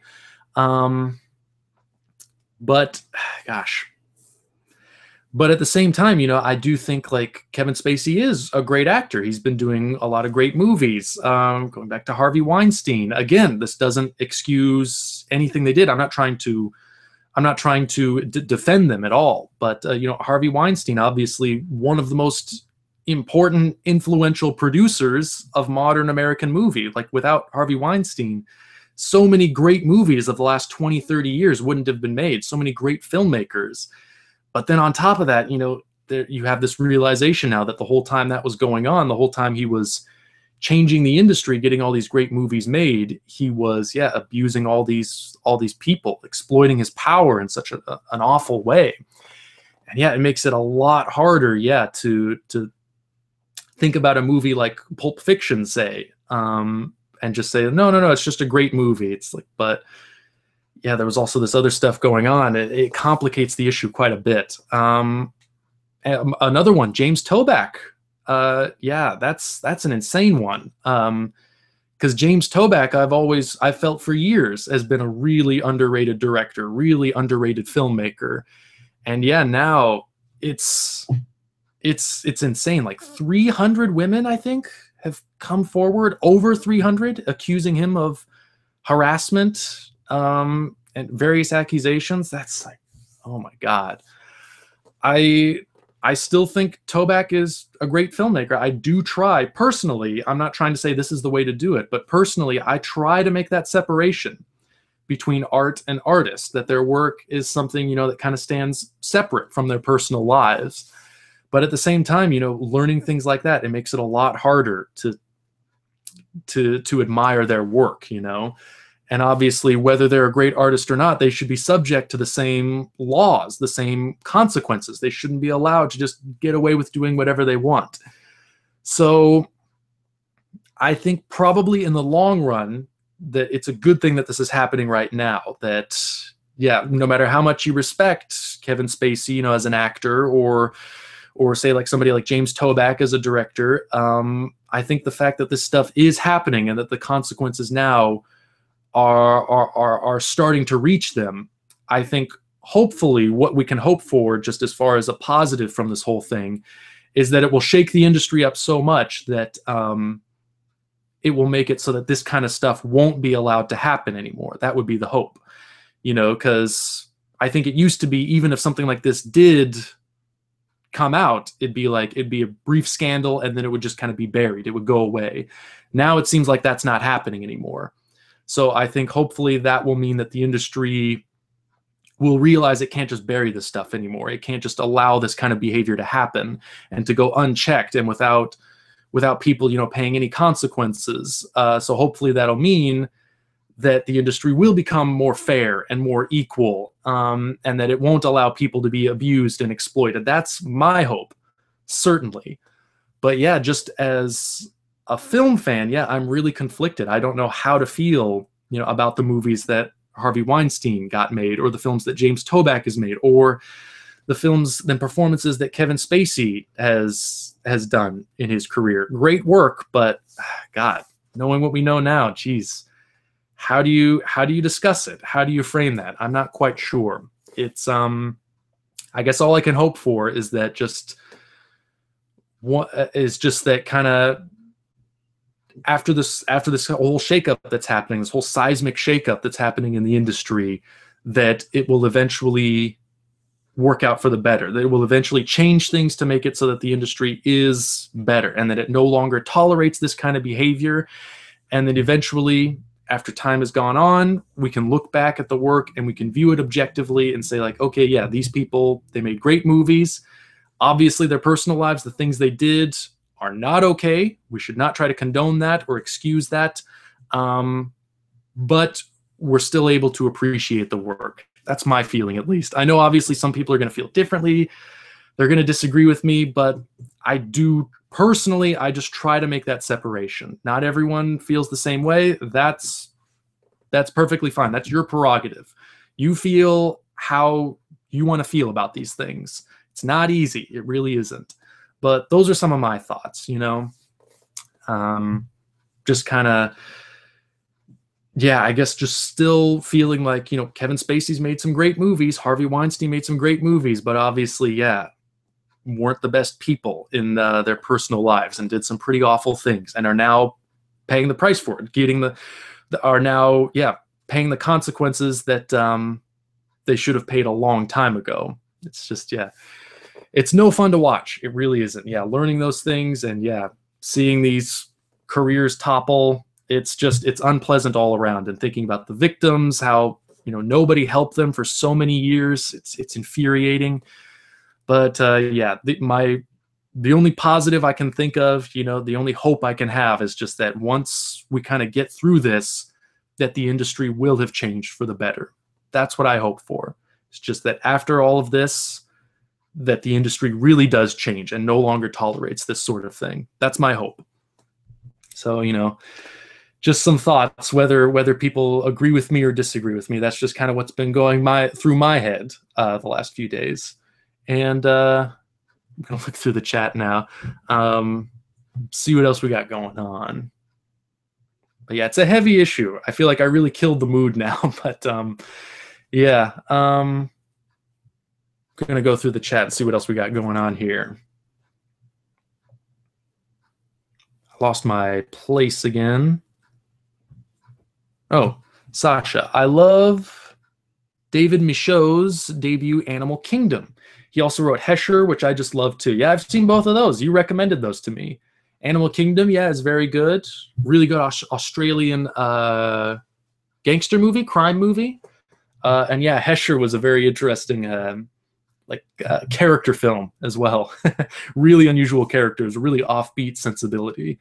Yeah, those are good. Let's see. Oh, Jack. Oh, you mentioned Hard Candy, didn't you? That you enjoyed that movie. I rarely have those reactions to movies. The only films that have genuinely made me feel horrible were Irreversible and Requiem for a Dream. And yep, I concur. Those movies will make anybody feel horrible. They're really designed for that. Let's see. Chaz's Dungeon. I watched Felix's new video, The Foreigner, a movie review. A very unexpected and funny video. Yeah, he's trying something very different with the movie review format. But yeah, give those a look, anybody. Yeah, who likes Felix's appearances on the streams. Yeah, he's started doing video work on his channel. Give those a look. I think they're pretty funny. Let's see. Oh, Chaz's Dungeon. I still haven't watched Irreversible or Martyrs. Yeah, Irreversible I like. I think there's artistry to Irreversible, but yeah, I still haven't gotten around to Martyrs. I always question whether or not I want to watch those extreme movies. Sometimes I like them, sometimes I don't, you know? Let's see. Oh, this must be in reference to Amore. Zach Hayes. I had a similar experience with The Squid and the Whale. My parents recently separated when I watched that film. Francis Ha is probably my favorite film by that director. I haven't seen his newest film. So interesting. So The Squid and the Whale, yeah, which is about divorce and separation and the impact it has on families. Yeah, so interesting. It was, I'm guessing, yeah, then it was a lot for you to handle at that time then. Yeah, that's interesting. It's a funny movie. Squid and the Whale is funny, but yeah, it's really raw in other ways too. Really brutal in certain details. Even though it is a comedy, yeah, it's also, yeah, it's pretty harsh in its portrayal, yeah, of separation and divorce. I'm a big fan of Noah Baumbach, though, the director. Squid and the Whale, I think, is great. Margot at the Wedding, I think, is great. I just watched his new one. The Meyerowitz stories, new and selected, which stars Adam Sandler, of all people, and Ben Stiller, Dustin Hoffman. It's a great movie, though. Really, really good. Baumbach, I think, is great at creating characters and balancing humor and drama, like real observational humor and real hard-hitting, honest drama, and also for creating really believable and really intricate family dynamics as well. Squid and the Whale has that. They really feel like an actual family, just in all the things that are kind of left just as subtext that are never really explicitly stated. You get the feeling that this is a family with a past, with a history. You actually believe that these people have had lives together. You feel that in Margot at the Wedding, and I think you really feel that in the Meyerowitz stories. It's kind of episodic, it's kind of loose, but I think it does a great job of really making you believe those characters and believe in this messed up family that kind of has all of this unspoken tension and this history together and this weight that they're trying to deal with day by day. It's really good, though. It's on Netflix. For anybody who has Netflix, check it out. I really liked it. Let's see. I need some more water. Oh, Jack. Martyrs is excellent. Much better than a Serbian film and Human Centipede. Martyrs definitely has artistry. Well, that's good to hear. I'm always glad to hear when something's good, when people like movies. Yeah, still haven't seen it, but I'm sure I probably will watch it one of these days. Chaz's Dungeon. Being John Malkovich unexpectedly disturbed me due to its ending. The ending stayed with me for a while. I just couldn't believe how depressing the film became in the end. I think you mentioned that in one of these streams a little while back. But yeah, it's an interesting ending. It didn't really, the whole movie is kind of depressing to me, just like how miserable all of the characters are. But I don't know. I feel like it's a mixed bag at the end. Some characters have found happiness, others have only found more misery. So I feel like the way I react to it, it leaves me with a mixture of emotions, you know? So I don't know. There's stuff that depresses me, but there's also stuff that I kind of take away as being more positive, you know? At least two of the characters we can say ended up fairly happy, but you know, it's questionable what'll happen in the future, you know? So yeah, I see where you're coming from on that. Chaz's Dungeon. I see that you've watched Herzog's Bad Lieutenant. Yeah, I've seen that one for a while. I've seen that one multiple times, and I've been watching it consistently for a while. But yeah, I recently rewatched Herzog's Bad Lieutenant, Port of Call, New Orleans. And yeah, that's a great one. That's one of, I think, my all-time favorite movies, probably in my top 10. I love Bad Lieutenant. It's just great scene after great scene. Every single sequence in that movie, every single character, every single performance, every single scene just has some unique touch in there. Something that elevates it, something that gives it this specific, distinct flavor. There's such creativity and imagination on display in that movie. It's like it's a cop movie, it's like a crime procedural drama, but with all of these other elements in there that are just throwing it off and making it feel so different from every other like police procedural crime drama out there. It's brilliant. I think it's one of Herzog's best movies. I love Bad Lieutenant. And of course Nick Cage, I mean, just shit. He chews the scenery from start to finish. It's one of his best performances. And yeah, there's so much in Bad Lieutenant that I love. The iguanas, I mean, the scenes where he's just tripping on this cacophony of drugs that he's on, the way he kind of like becomes more like physically deformed as the movie goes on. There's a lot of Klaus Kinski in Cage's performance. The way he's kind of like got his shoulders off kilter and the way he's kind of like hobbling around. It's just like as the movie goes on, he just becomes more and more deformed as his mind deteriorates, his body kind of goes with it. It's such a great performance.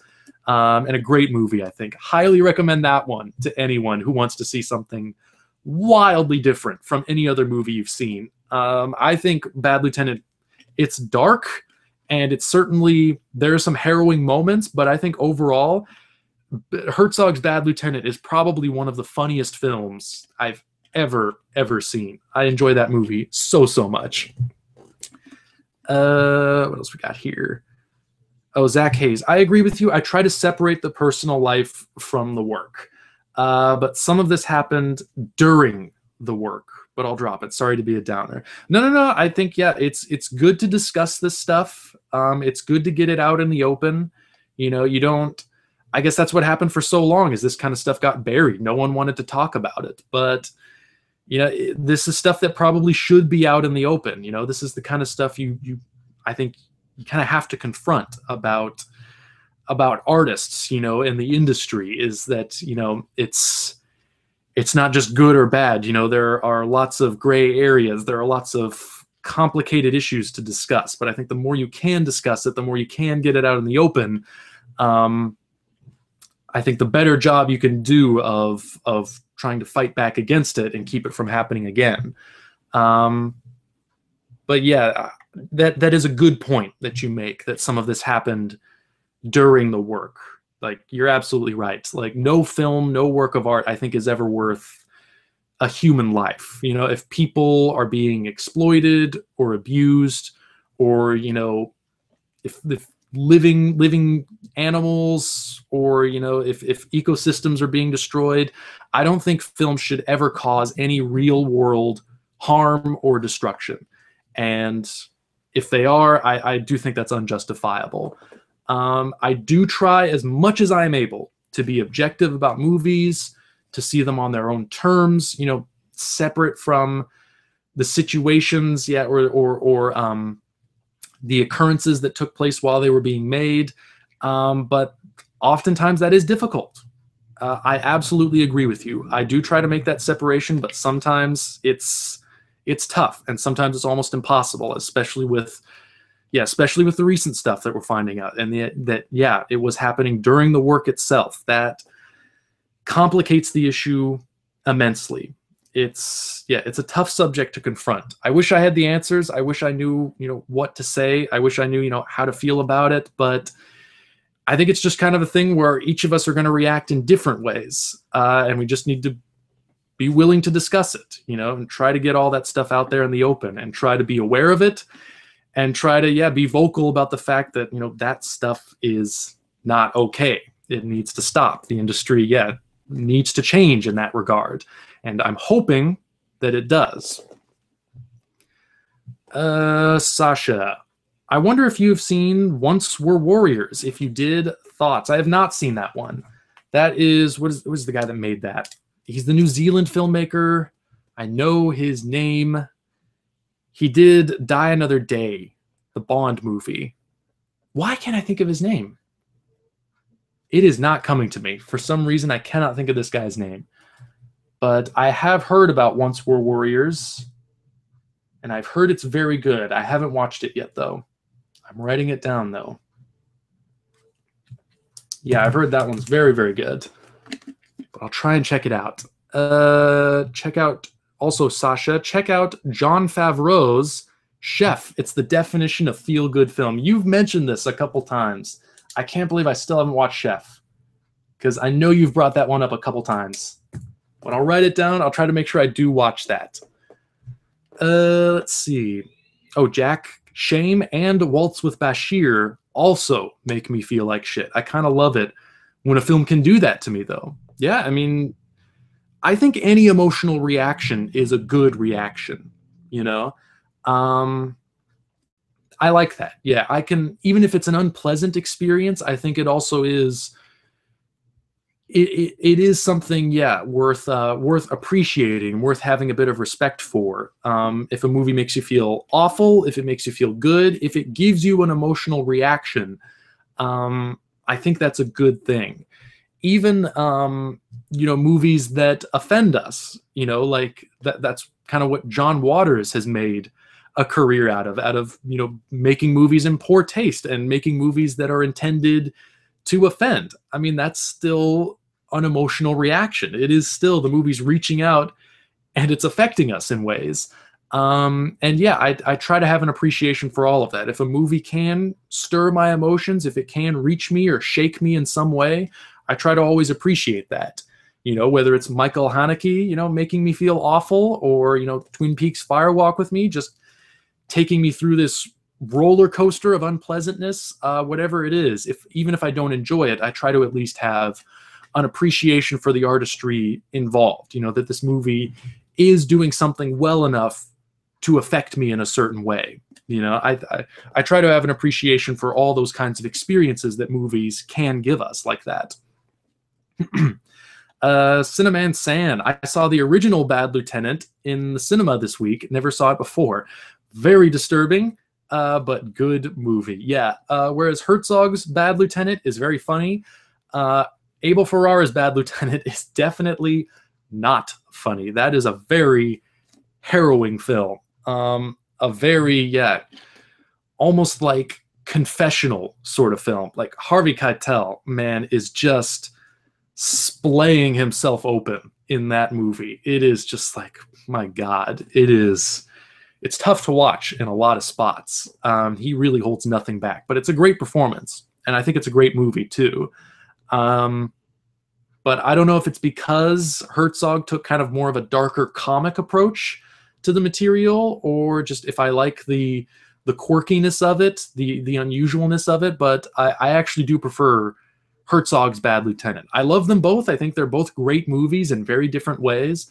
But for me, I've always really, really responded to Herzog's Bad Lieutenant.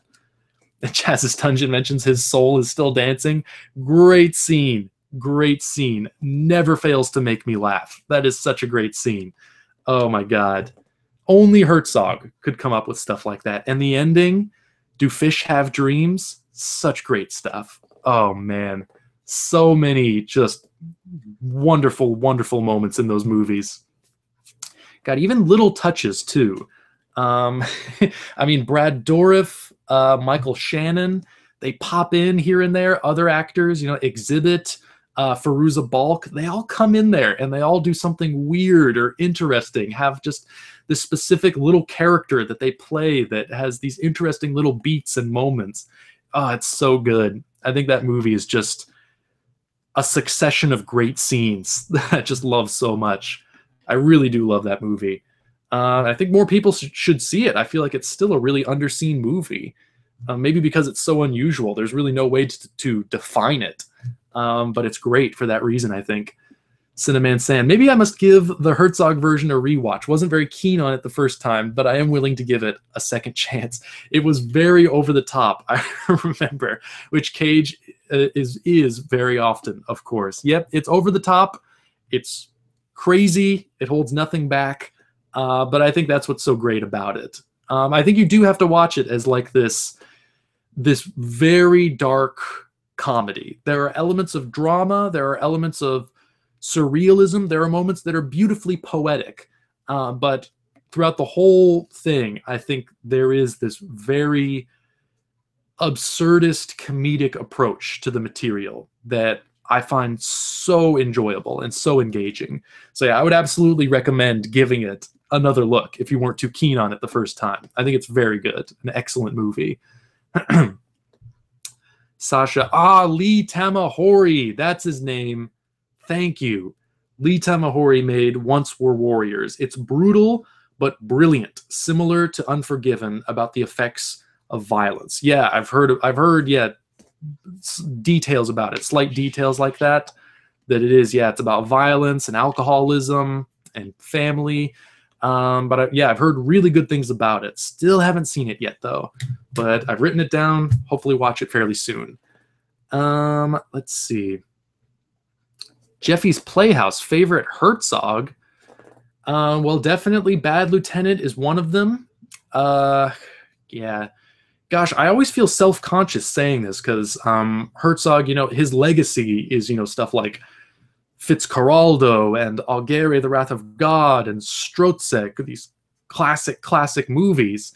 But honestly, like my favorite Herzogs tend to be his more modern films. Like Bad Lieutenant is possibly my favorite, but also the other one that I really, really love is one that came out the same year, actually. My Son, What Have Ye Done?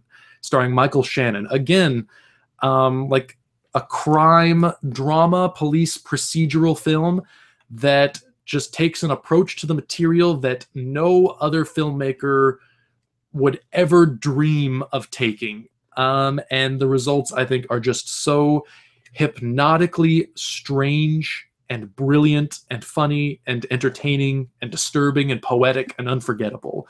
Both of those movies, I think, are perhaps tied for my favorite Herzog, Bad Lieutenant and My Son, What Have Ye Done? I really, really love both of those.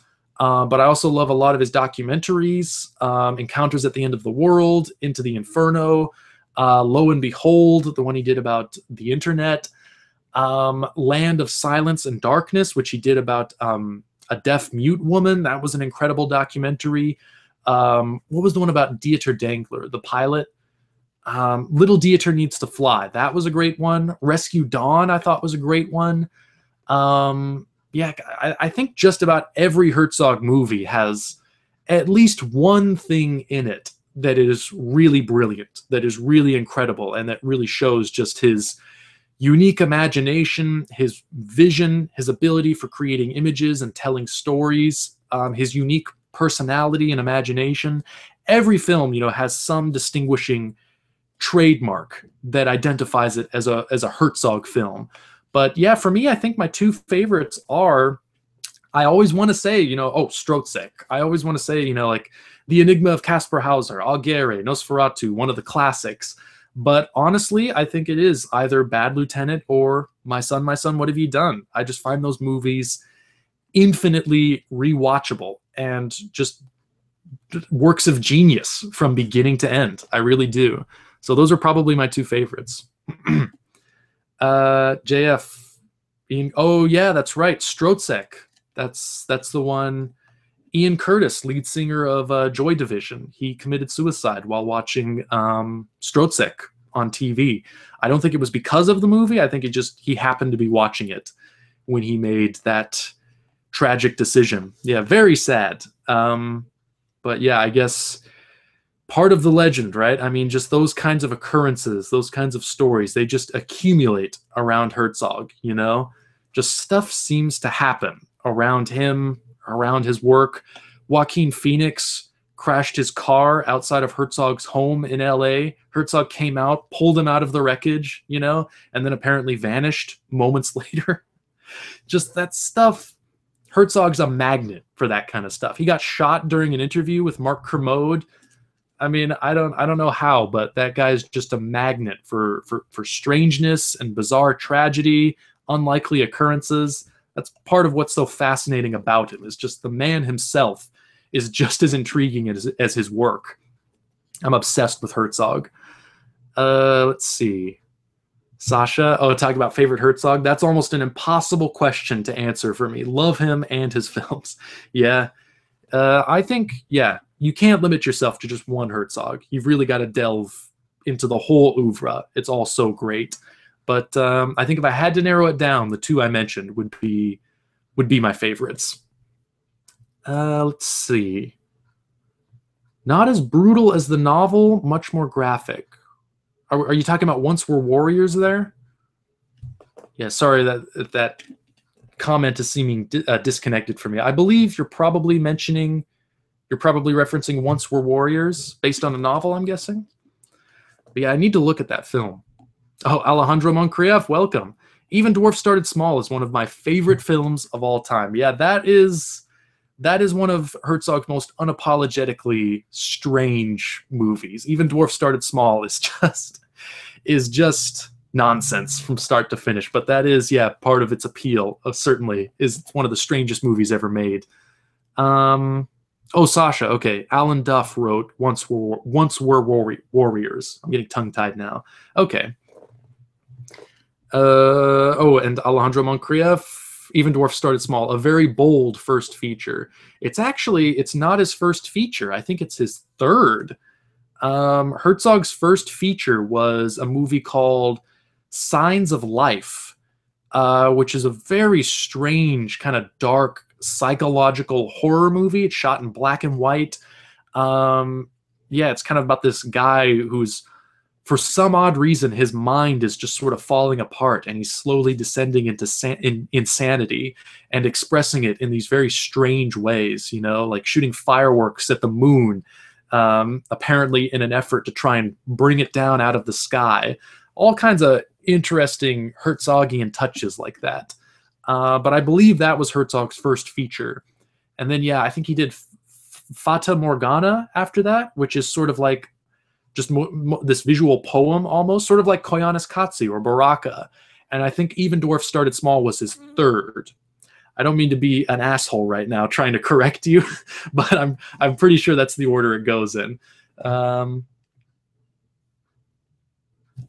Oh, Jack, you haven't seen anything from Herzog? Got to get on that, man. Got to get on Herzog. He's an essential. Yeah, definitely start with Augere. I'd say, yeah, start with Augere, watch Fitzcarraldo, Strotzek, definitely, Enigma of Caspar Hauser, and yeah, just expand from there. Herzog's one you got to get into, man. Definitely. JF, sorry, but I laughed when you suggested that he may have taken his life because of the film. Yeah, I remember the reason I say it like that is I remember when I told my friend Brett, who he does his channel where he does Brett Flicks. I want to get him on the show, actually. I'd like to have a conversation with him. But yeah, I remember when I told my friend Brett about that, when I was saying, oh yeah, Ian Curtis, yeah, he was the lead singer for this great band, Joy Division. Yeah, unfortunately, yeah, he suffered from depression his whole life. He took his own life. And yeah, he took his own life while watching Strotzek, Herzog Strotzek. And I remember he looked at me and he was like, why? And I realized he thought it was because of the movie. And I was like, no, it wasn't because of Strotzek. It was just he happened to do it while he was watching that movie. So now I think whenever I mention that, my assumption is that people are going to think I mean it in that way. But no, yeah, it's just coincidentally he happened to be watching Strotzek on TV. It's tragic. I shouldn't be laughing. Suicide is not funny. Yeah, depression is not funny. Seek help. Yeah, don't suffer in silence.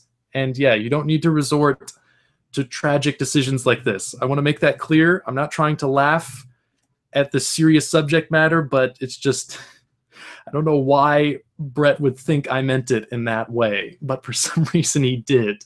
Just to make that clear, though, I'm not laughing at the event, just the story. But yeah, very tragic what happened. Want to make that clear. Very tragic what happened. Not laughing at that. Oh, yeah, Alejandro Moncrieff. Yeah, there you go. I totally forgot about Signs of Life. Yeah, just trying to show off a little bit with my film knowledge. Trying to make all of you feel smaller. No, just kidding. Just kidding.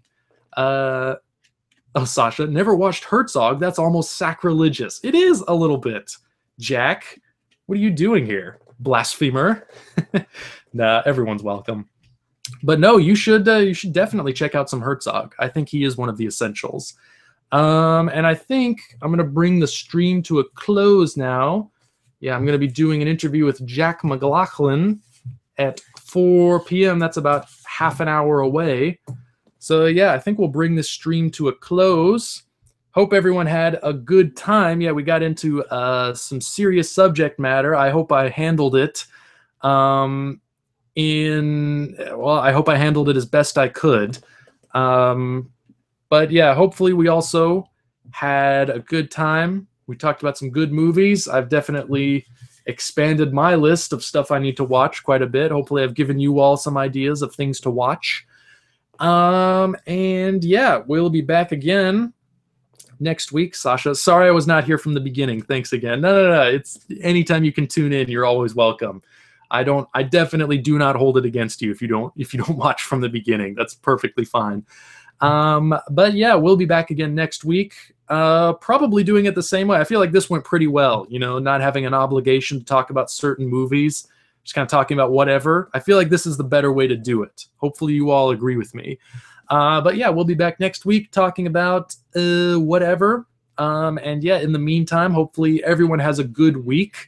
Lots of bad stuff happening right now. And yeah, hopefully we do what we can to make the world a better place. And in the meantime, hopefully also we don't forget to enjoy ourselves and to take time to appreciate the gift of life. So yeah, have a good week. Hopefully I'll see you next Saturday, same time, same place. And yeah, be good to yourselves, be good to each other, watch some good movies. Life is short. Take time to appreciate things. So yeah, I'll see you then. I'll be posting videos in the meantime. And yeah, thank you so much for watching. Bye-bye.